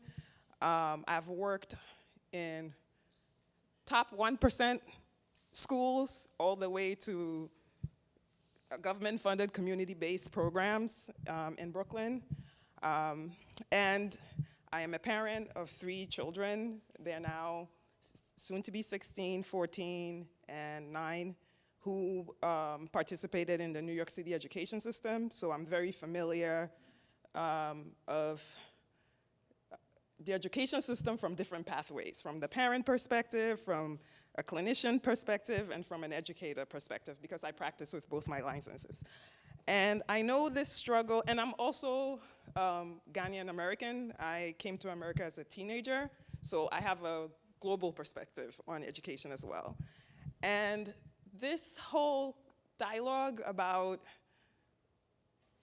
I want to say fighting over which approach is best suited, I think takes away from focusing on what's more important, which I see. I'm also actually at Harvard now. I'm in Dr. Snow's class right now. Just put it, and I'm, with the pandemic, everything that happened, and seeing how children learn during the pandemic, and seeing different communities struggling to learn or not learn, and seeing what's happening now in the real world. We just have to admit that what has been going on might have been working for some, but not for everyone. And we have to not just look at it from an American perspective, but from a global perspective, right? So America's not the only English-speaking country in the world. And other places are able to sort of kind of do the reading instruction and figure it out, although testing is not the best approach. When they do the test, we all see the scores where we fall. And my hope is that we can all work collaboratively. So I was excited to see that there were different people from different programs. I was excited to see Dr. Hammer here, because when I went out of the field supporting teachers, and I still support teachers now, how are you supposed to teach students how to read when you don't even know phonetics? Like, in my science speech brain, that's how I'm thinking. Like, okay, to read, you need to know the phonemes, you need to know this, you need to that, and phonemic awareness and all this foundation that helps make instruction appropriate. So my hope is that we can sort of work together to come up with something that not everybody has to do, which Dr. Snow is saying, like something that is a national thing that if even educators are not able to use, parents can use on their own, because parents want to support their kids, especially parents from my community. Social promotion has been going on for years. There are real world consequences for our kids being socially promoted and struggling, so we can't afford to just relax and go with the flow. It has to be addressed. So my hope is that we can all work collaboratively, figure out a way, and not squabble on what is the best way. Look into other countries who also speak English, where they're doing that works, and build on research and make things better. So that's all I have to say. Thank you so much. I know at Teachers College we are working really hard, all of us who are teacher educators, to have conversations with each other and alongside each other, and for that I'm grateful. Okay, so now we're really going to do the last comment. Should I say something? Yeah. First of all, thank you so much, Dr. Snow, for joining us here at Teachers College. And of course, thank you for the rest of you. You mentioned that we were number 56 or 57 in the nation. 47. Okay, I was wondering, years ago I attended a conference regarding Finland and their reading program, and it turned out that Finland has very few children living in poverty. Versus New York City, for example, all right, no less than the rest of our nation. I was wondering, which country is first today, and could you just very briefly summarize, what are they doing differently that we're not doing? And actually, why are we 57? Is it that we're dealing with so much more than other countries are dealing with? This is not in reading scores. We're not that far down in reading scores. This is in reading enjoyment. It's the kids' level of positivity toward reading. Finland is actually, I think you can see Finland on their list. It's not so high either. So whatever they're doing, their kids are learning to read, but they are not learning to love to read. And if you were asking about scores, Singapore is always the first. just live with it. Singapore always wins. Thank you so much. Thank you so much. We're doing really well for time. Thank you, Dr. Mentor. So thanks for staying with us throughout the whole day. And I want to thank two groups, one individual and one group of people. This has been my first year as Vice Dean for Teacher Education, and I'm thrilled that the faculty from across many disciplines who get together on a regular basis and plan what we're doing are invested in continuing these public dialogues about teacher education. I want to say that our points of difference might not have emerged so strongly today, but when it came time to picking a keynote speaker, there was only one person that we all agreed on. So I'm so grateful that Dr. Snow joined us.